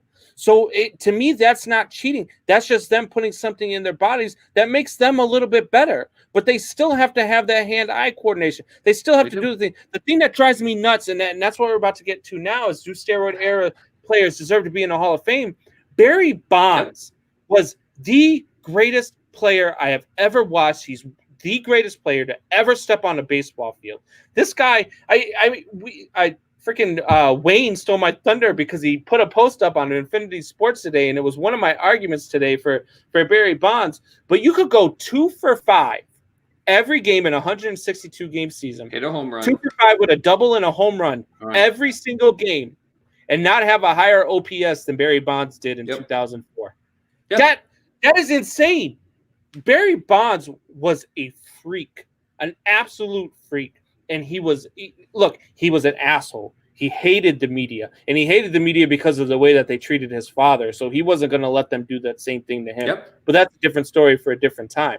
But the stats and the numbers, if you go back and look at him, I just laugh when I start looking at his numbers. He is by far the best player to ever step on the field. Not only that, in 2004, there was another insane stat. In 2004, he had 373 at-bats. He reached base 376 times. Yep.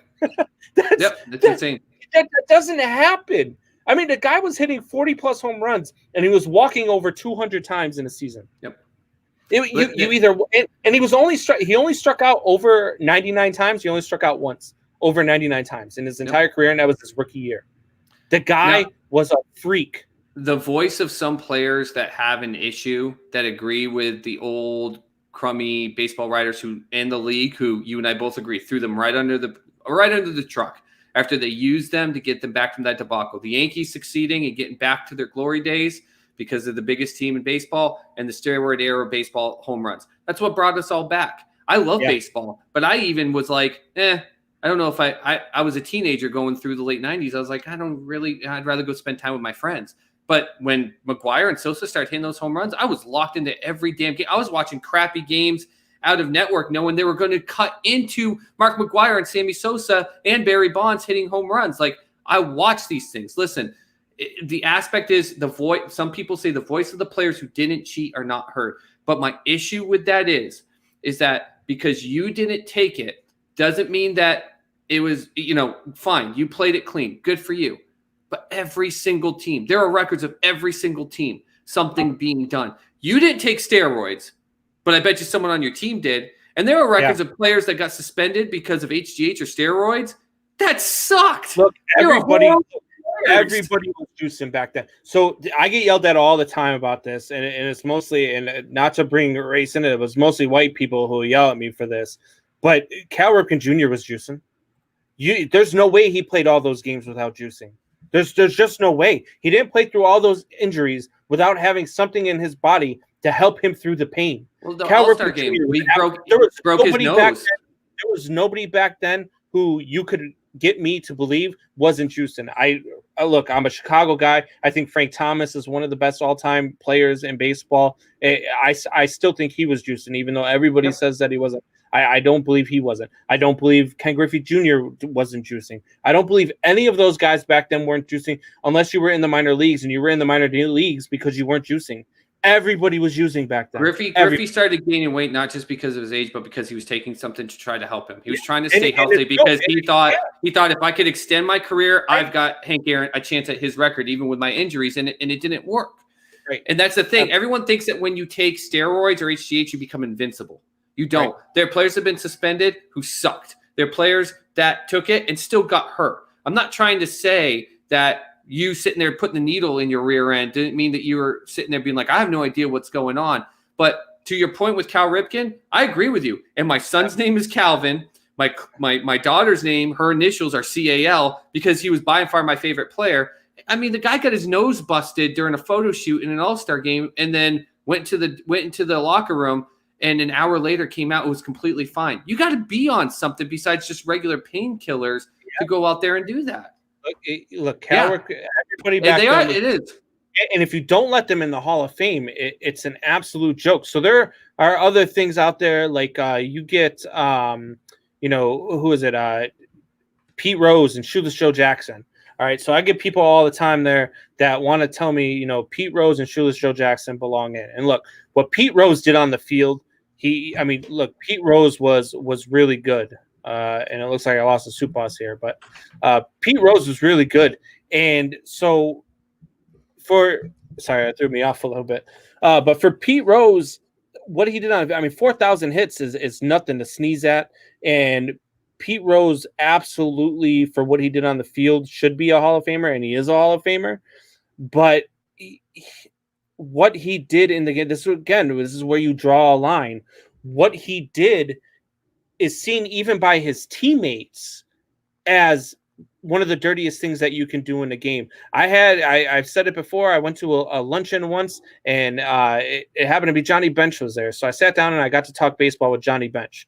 One of the highlights of my life. Okay. So I'm sitting there with Johnny Bench, and I asked him, I said, Johnny, all this talk about Pete, I can't believe that they won't let him in the Hall of Fame. And he's like, let me stop you there, young guy. What he said, let me stop you there, young guy, because you walk into the locker room, there's one rule, and everybody knows this one rule, and that's do not bet on the game.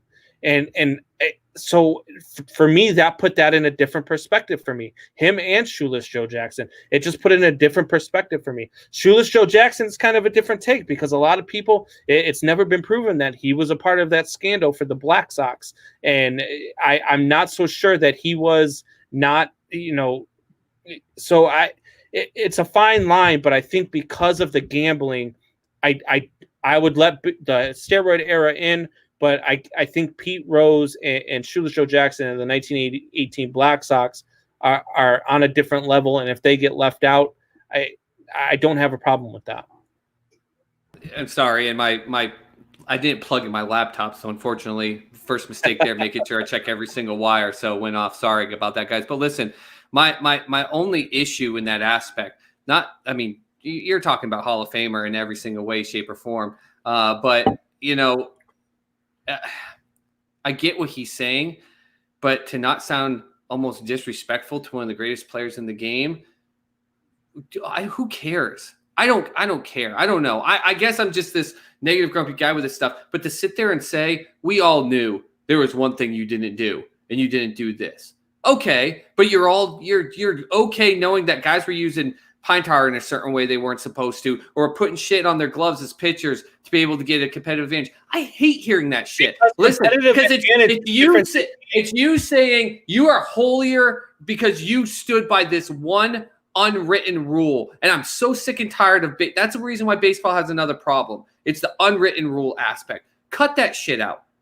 Don't sit here and go, you bet on the game so everyone in the dugout. So the line that you were talking about, because gaining a competitive advantage is way different than cheating. Okay, so if I have a guy out at second base, gaining a competitive advantage when it's not just lifting weights is cheating. Listen, if you have a guy out at second base and he's reading my catcher signs and he's relaying those signs, and you don't change your signs, that's your problem, because that's competitive. Catcher, I know that, right? But if you're using technology out in center field and relaying it to the clubhouse and relaying it to a buzzer or banging on trash cans, it's a completely different thing. But you use an example that isn't illegal. You being on second base, being able to see into. Correct. I played catcher my whole life, growing up through youth and all the way through. If I was sitting there with my fingers taped and I didn't realize that I had to change it up and learn to switch up what I was doing and work with my pitcher because that was legal,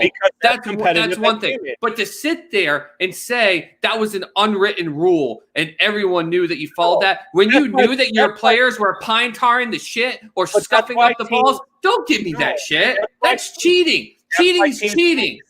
That's why teams throw at guys. That's why they do that. That's why benches clear when they think that you're stealing signs, because they're policing themselves. But when you're doing it at a different level, it's no longer competitive advantage.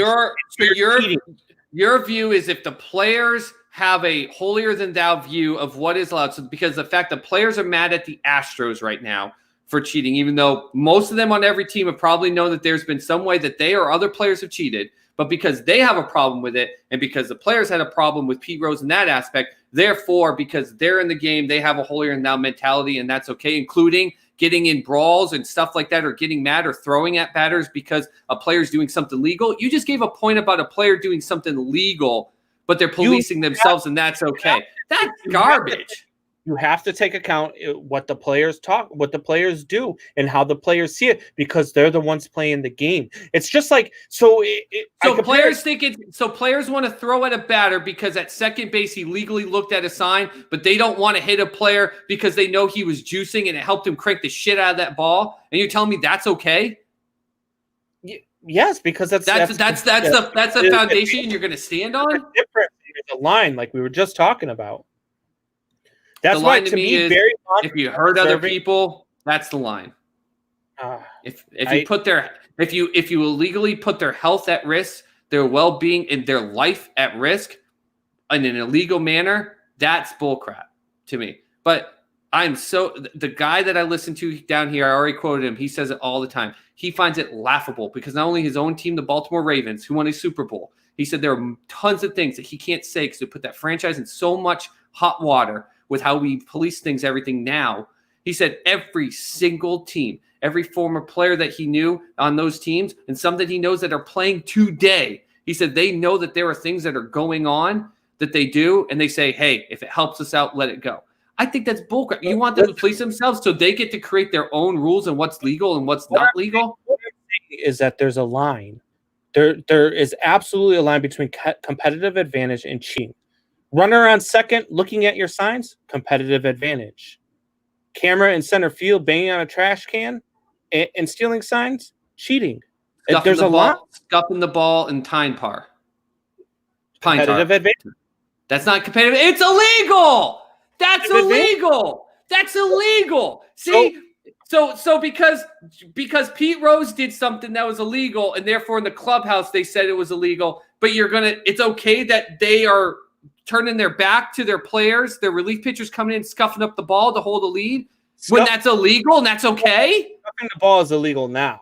like they made a rule about just like steroids. Now, if you're using steroids, now if a guy gets caught juicing, yes, he's cheating. And you know what? He gets suspended 50 games, 100 games, lifetime. That's just what it is. That's how they police it.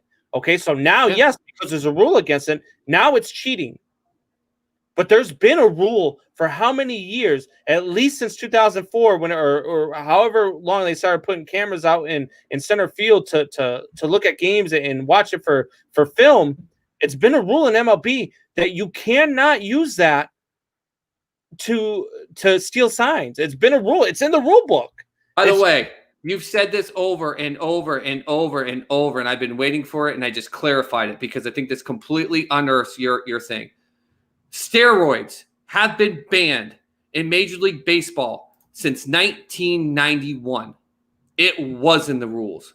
They didn't test for it because they hoped that their players were following the rule. And they also didn't test for it, as you and I have admitted, because they knew they needed the fans to come back. But it has been illegal and against the rules since 1991. They didn't care.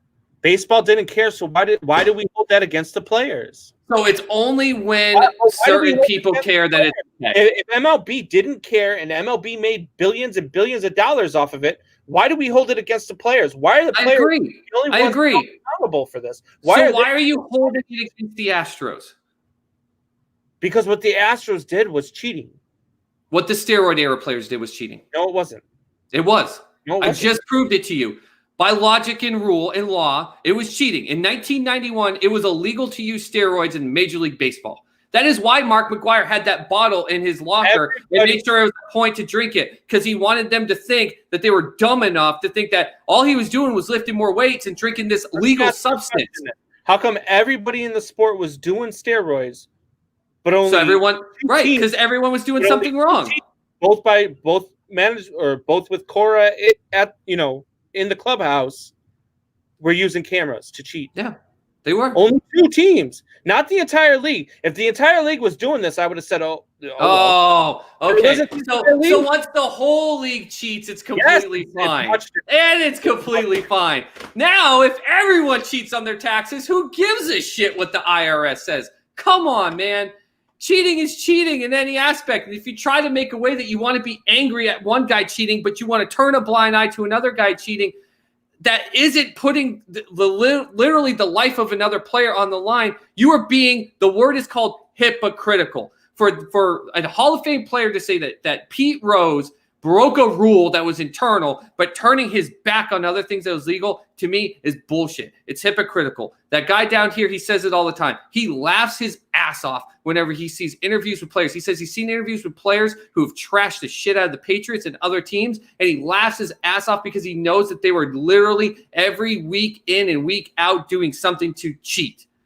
They're all cheating to gain a competitive advantage. The Astros got caught. And because they won a World Series, people are pissed. People are pissed because the Patriots got caught with filming in a way that they weren't supposed to, and they won a Super Bowl, so people get pissed. That's why people get pissed. Pete Rose was one of the greatest, if not the greatest hitter in Major League Baseball, but because he was betting on games, people are pissed. People only get pissed at the people who win. If you are 30 wins in MLB, but you are filming people, no one gives a shit.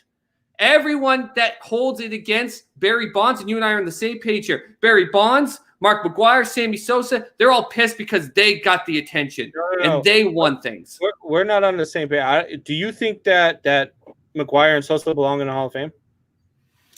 I believe Mark McGwire barely belongs in the Hall of Fame. I think Sammy Sosa does not. Yeah, I don't think either one of those guys belong in the Hall of Fame at all. And I put McGwire just barely in. I'm not saying like he's a sure stead. I would put him in. If you take away their home run numbers, just the home run numbers, any other stat you can bring at me, and if you tell me that this is why they're Hall of Famers, I would agree with you. But take away the power numbers, and what are they? Yeah, that's why I barely have him. Now, the reason why I barely put Mark McGwire in there, and this you're probably going to get mad at me, Mark McGwire was still a halfway decent first baseman we need to. He made some flops, but he also made a lot of big plays at first base defensively. So that's just why I do it. Sammy Sosa was not a good outfielder. He really wasn't. He made some really boneheaded friggin' errors. I mean, he could throw you off from 1,000 yards away, but he He wasn't a good outfielder. And I'm a Cubs guy. I mean, I love the Cubs. I mean, obviously, I'm wearing the shirt, flags behind. No. I love the Cubs. I make no bones about it. But Sammy Sosa was not a Hall of Fame baseball player. He just wasn't. He was, other than home runs, he did nothing for you. I remember watching. He had a cannon of an arm, but he also threw it into the first row of the third baseline. Sometimes Right. he was trying to make that throw because he didn't have the accuracy. In '98, when they were in that run, or '99 it was the year after, they still had a chance to make the playoffs. They're in a pennant race, and I remember watching in September. He struck out something like, I think it was like 72 times in September alone. I mean, that was a full season for Barry Bonds. Yeah, that was another thing that I brought up that I don't know. I'm surprised I didn't get more reaction out of it. I'm surprised more people didn't yell at me. I'm shocked. I'm shocked that we don't have more right now. Barry Bonds, Barry Bonds to me is the best player to ever step on the field. I have him over Babe Ruth. The numbers are just there. The guy was, he was the most feared hitter of all. I mean, they would walk him with the bases loaded. The guy was. I remember when his dad died, and he took 2 weeks off or a week off or whatever, and he came back on a Sunday night game, and he came in to pinch hit. The first pitch thrown to him got hit in McCovey Cove for a walk. Yep. The guy was an absolute freak. Like 373 at bats, 376 times he reached base. 373 at bats. I don't disagree with you, man. There we go. We found something we can agree on right there because I don't disagree with you. I wish you would. I want to argue this with him. No, I don't. I don't. And I'm going to tag you in Sports Soup because we've got one of our admins there. He's a huge hardcore. He's a Giants fan, but he's a big-time Barry Bonds fan. And whenever anyone brings up, they just go, "Oh, cheater." He lines up the statistics. He does a great job with it, so I'll tag him in. I think Jared got mad at us because Jared's gone. He hasn't said anything in like 10 minutes. I think he got mad. Either that or he's taking care of the baby. But either way. All right, so we're gonna take a break here, and then when we get back, we're just gonna go straight to you guys. We're gonna skip our way or no way segment this week. We went a little bit too much with quarterbacks and our baseball argument. Hope you guys enjoyed it. Definitely give us some feedback though. It's time for Shop Talk. We want to know what you guys want to talk about, what you guys want to hear. We want to interact with you guys, have a lot of laughs. So give us something. Hopefully, we didn't lose anybody with our talk about steroids and baseball. And this guy over here having Drew Brees at number 2. Hopefully that didn't lose anybody. So we'll be right back. Winston!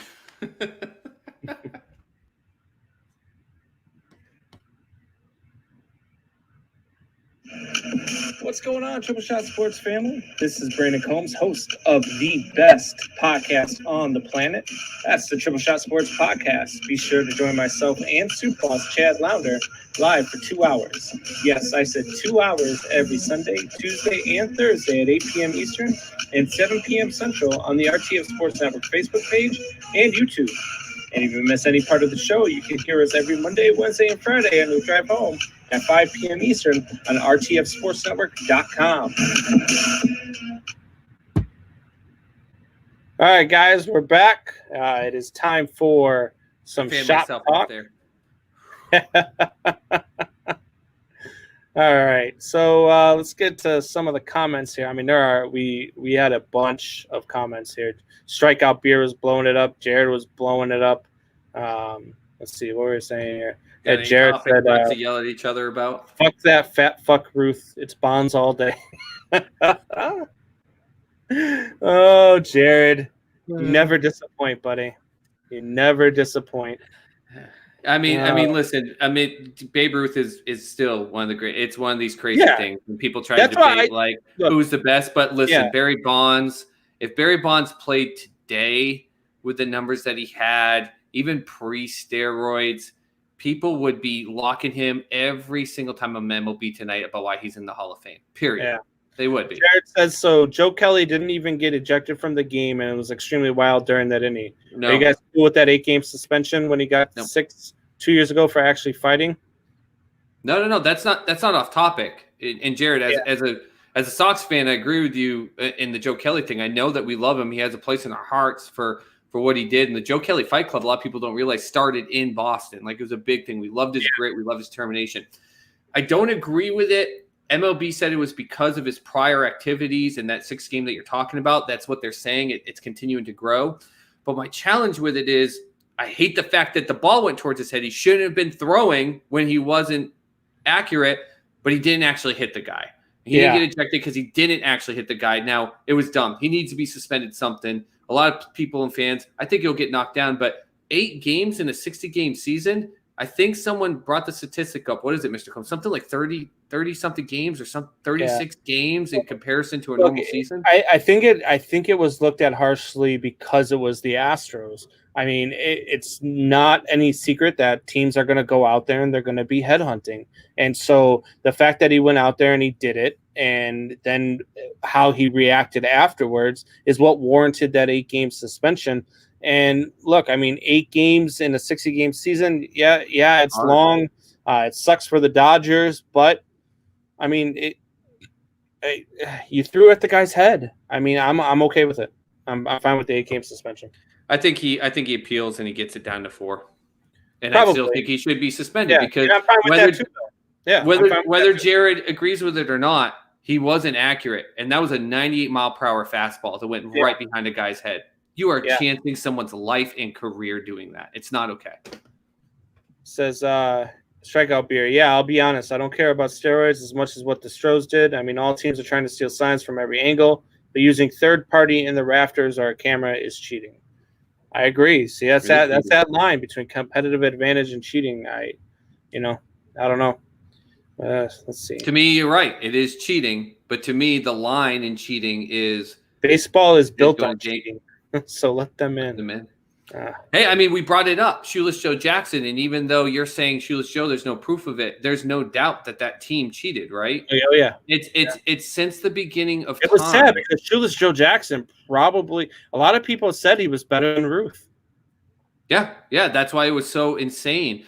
But the aspect with baseball, why it's so interesting in comparison with baseball with the other sports, is because a lot of this stuff comes down to the traditionalists, the history of the game, what makes it where we can be respected or not respected. And you can go and ban a guy like Shoeless Joe Jackson when there wasn't proof of him directly being involved with it, which I don't know. I think you can make the case, but banning for his career. And I know you've seen this movie. For you young bucks out there, if you don't know who Shoeless Joe Jackson is or what the 1918 Black Sox was about, way to go, buddy. Watch 8 Men Out. Yes. 8 Men Out was a phenomenal movie.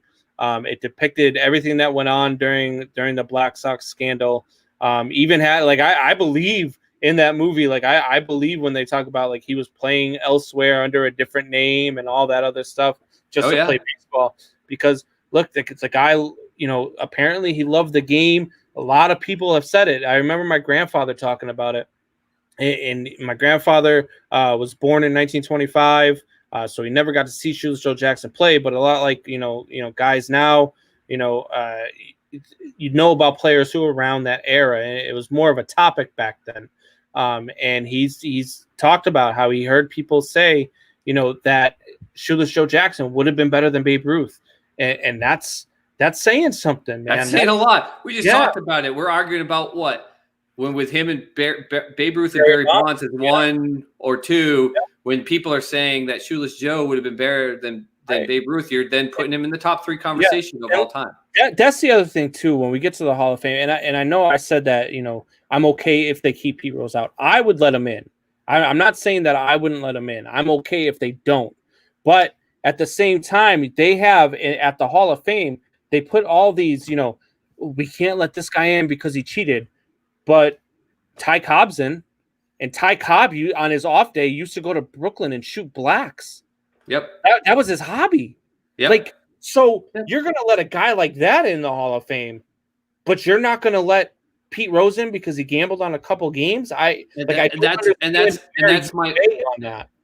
my point right there, what you just said. You just made my point in the aspect of go in the Hall of Fame right now, find everyone there, and tell me if it's so prestigious of a thing that you can't let Barry Bonds, you can't let Roger Clemens in there. Right. Go and take out every memorabilia of a player or a team that was involved in just one. Because cheating, once you do it, it's considered you cheated. One cheating. You will wipe that building clean. As soon as you let guys like Ty Cobb in and all these guys that played before, before Jackie Robinson was able to come through and break the color barrier, and they there's didn't another thing right there. Who may have been better ball. Like we could have had somebody better than Ruther Bonds back then that we don't know about because they weren't allowed to play the game. So for me, every era has its asterisk, and the steroid era is just the steroid era. But pre Jackie Robinson, you were playing on an unlevel playing field. You weren't playing with all of the best players that were playing the game because some of those guys were stuck in the Negro leagues, not being seen because of the color of their skin. Now, do you hold that? Now, this is interesting. I want you to kind of define that. So let's say you have players that are in a Hall of Fame that played before Jackie Robinson, who played and have statistics that put them in the Hall of Fame. Are you saying that they don't deserve to be in the Hall of Fame? Because I don't think that they cheated because the league they played for followed the custom of the culture, which was to say black or inferior. They deserve to be in the Hall of Fame, but when it comes to MLB should be shamed for that. Oh yeah. But when it comes to people, that's what I'm saying. You can't. Every era, when it comes to the Hall of Fame, every era has its thing. Okay, so pre Jackie Robinson, they wouldn't allow black ball players in. There was segregation. There was still things going on in America that didn't allow these guys to play on the same field. So do you take all of those guys out because they were on an unlevel playing field, just like the steroid players? But and then after Jackie Robinson, you had all sorts of other things going on. You had it was in the 60s and 70s. I mean, how many of those guys were drinking and doing coke? I mean, that was the thing back then. So you've got to. You can't just have a standard and say that the steroid era is banned and Pete Rose, guys like that aren't in, but we're going to let the Ty Cobbs of the world in. Right. That doesn't work. You're hypocritical at that point. Oh, holy shit. Holy shit, Mr. Combs. You literally just made my point of everything I just fought with you about. Well, look, you're gonna judge it. You're either going to judge this. If cheating is cheating, then judge them all that way. That's fine. If you want to clean it up, but go walk in that Hall of Fame and get ready to tear down 90% of those players. Seriously. Yeah, no, you're not wrong. Or you go with the steroids era as it's okay, even though I proved to you that steroids were illegal as of 1991, just because they didn't test for it doesn't mean it wasn't illegal. And just as you're saying, all these other players were doing things. Ty Cobb was doing things he wasn't supposed to, but they're in the Hall of Fame and we consider them some of the greatest players. Then just let it be. Let it be. And you know what? The Astros get caught cheating. Let's go back to it just real quick. They got caught cheating. And if from now moving forward, every single one of their players and all that team success goes straight down the shitter, then you know what? For history, they will be known as that championship, though it will be a championship, will be the most tainted one because it'll be loaded with the most bullshit, period, ever. In comparison. So we're talking Hall of Fame. Let's look at guys who that are newer to the game. So guys under 5 years. I'm not talking about like Mike Trout or anything like that because we all know Mike Trout is headed to the Hall of Fame. I mean, I'll be shocked if they could put him in right now. They'd put him in right now. He's just. If they could try to make him the face of the league to do something with their younger viewers, maybe they would do that. Yeah. So let's go with guys with 5 years or less in the league. Who are some of the guys that you think are sure locks for the Hall of Fame? Oh man, I mean, surefire locks? Yeah. Under what, 25? Yeah. Oh man. I would say a guy like Xander Bogaerts is probably on his way if he maintains pace. Holy cow. You and I were on opposite fields with him going into the season. You called him the LVP, and I said I didn't think that was going to be the case. But you know what? I don't agree. I don't think he's on pace for the. No, he's not right now. He's having a good start. He's proven me wrong, and that doesn't surprise me at all. I felt like he was going to have a down year because I felt like, and he still might. Like I think he's going to have to press to try to do good things with that team, and I don't think he's going to be able to maintain the pace that he's on. But we'll see. I could be wrong, and I wouldn't be surprised if I'm wrong about that. But Xander Bogaerts has all the tools. Javier Baez is another guy. Javier Baez is the kid is a stud. I mean, just he's the best shortstop I've ever watched play the game, and he's just every aspect of his. Yeah, he's like Mike Trout. I mean, he's a 6-tool player. He's very good. He's good in every aspect of the game. Then you got guys like I think Vlad Jr. is one of those guys who could be better than what his dad was, and his dad's a Hall of Famer. Vlad Jr. The guy's good. Yeah, he is. I think I'm going to – for me, it makes it easy. And I was sitting here looking just to verify his age. I knew he was young, but I just wanted to make sure how young he was. But Kuna Jr. out of Atlanta, I think he's just showing why. I mean, he said as long as he stays healthy, he's going to the Hall of Fame. And, I don't know what my problem is. But Fernando Tatis is another one. Tatis Jr., that's a good one. Now, see, I like that. I like that top to bottom. I don't know my issue with this kid. I really don't. And he's showing why he's such a great leader, and he still is. He doesn't. There's nothing about him that makes me upset. For some reason, I just have this feeling like I can't get behind him. But Cody Bellinger is doing everything to prove that he's Hall of Fame worthy. I think he's 24. Yeah, I think he's going to tail off. Like I think Cody Bellinger is one of those guys who's going to have a great 3 or 4 year stretch, but I think he'll tail off once pitchers actually start figuring him out. I think Christian Yelich is kind of the same way. For 3 years now. Yeah. Well, I think well, maybe. He's just not. I don't know. He's one of those guys I think is going to end up tailing off. Same thing, like I said, Christian Yelich. I think is going to be one of those guys too that's going to end up tailing off here, and it's going to end up having, a good, solid career, but maybe not Hall of Fame career. Yeah. Yelich. I have Bellinger on my top players heading into this year. I have Bellinger at 4, and I have Yelich at 2. And I don't think either one of those guys are going to end up finishing their careers as good as they're going right now. And to be in the Hall of Fame, I think you really have to, for me anyway. You get a lot of guys that get in that, are borderline. And I don't think, to me, like there's too many people in the Hall of Fame. Hall of Fame is supposed to be Hall of Fame, not the Hall of pretty good. So let's see if we can agree on one here, because I just don't think you'll agree on it. But I want to see what your honest opinion of Jack Flaherty out of St. Louis is. I like the kid. The kid is a solid player. Good for you.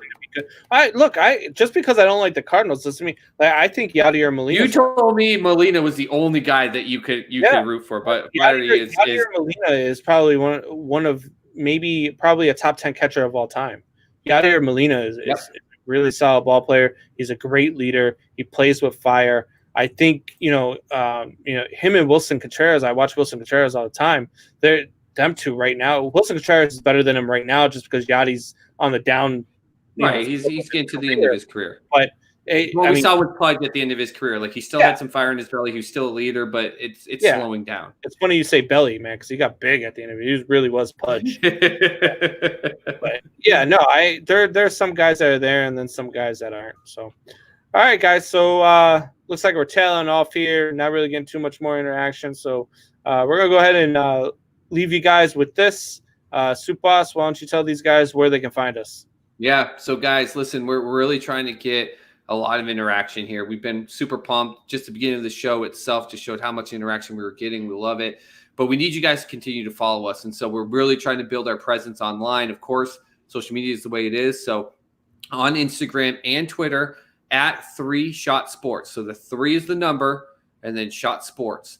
Find us on both of those tools. Give us a like, comment on a lot of our posts, but especially on Twitter. I'm going to be putting 3 polls at the end of the show. Every show, we're going to put up 3 polls and have them active going afterwards. Also, tweet in response. What are your thoughts on it? And if you're going to be Wayne, you can do a kind of way and refuse to vote and tell us why you can't go with either vote.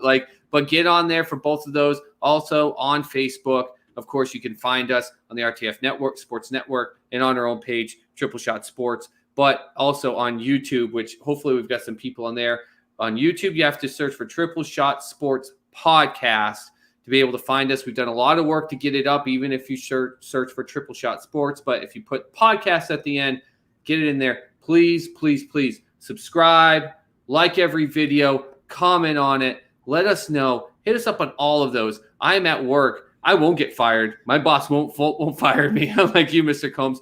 I'm interacting throughout the day. I'm posting throughout the day. I'm doing different things throughout your work day. When you're going to the bathroom and you want to all of a sudden bring up a topic for us to debate on, we're going to listen to it. Me and Brandon here are going to talk about it, interact with us on all those. So again, at 3 Shot Sports on Instagram and Twitter with the 3 being the number, and on YouTube, 3 Shot Sports Podcast, and on Facebook, Triple Shot Sports, and the RTF Sports Network page.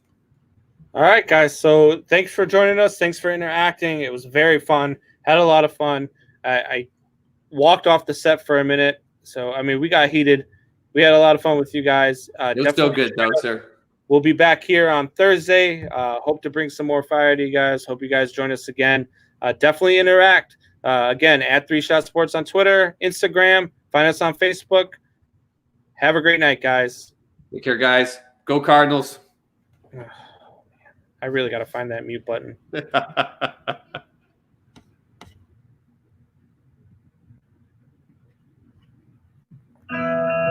don't know what to say, really. 3 minutes to the biggest battle of our professional lives. All comes down to today. This game is a part of our past, Ray. It reminds us of all that once was good. And it could be again. Oh, people will come, Ray. People will most definitely come. Great moments are born from great opportunity. And that's what you have here. That's what you've earned here tonight.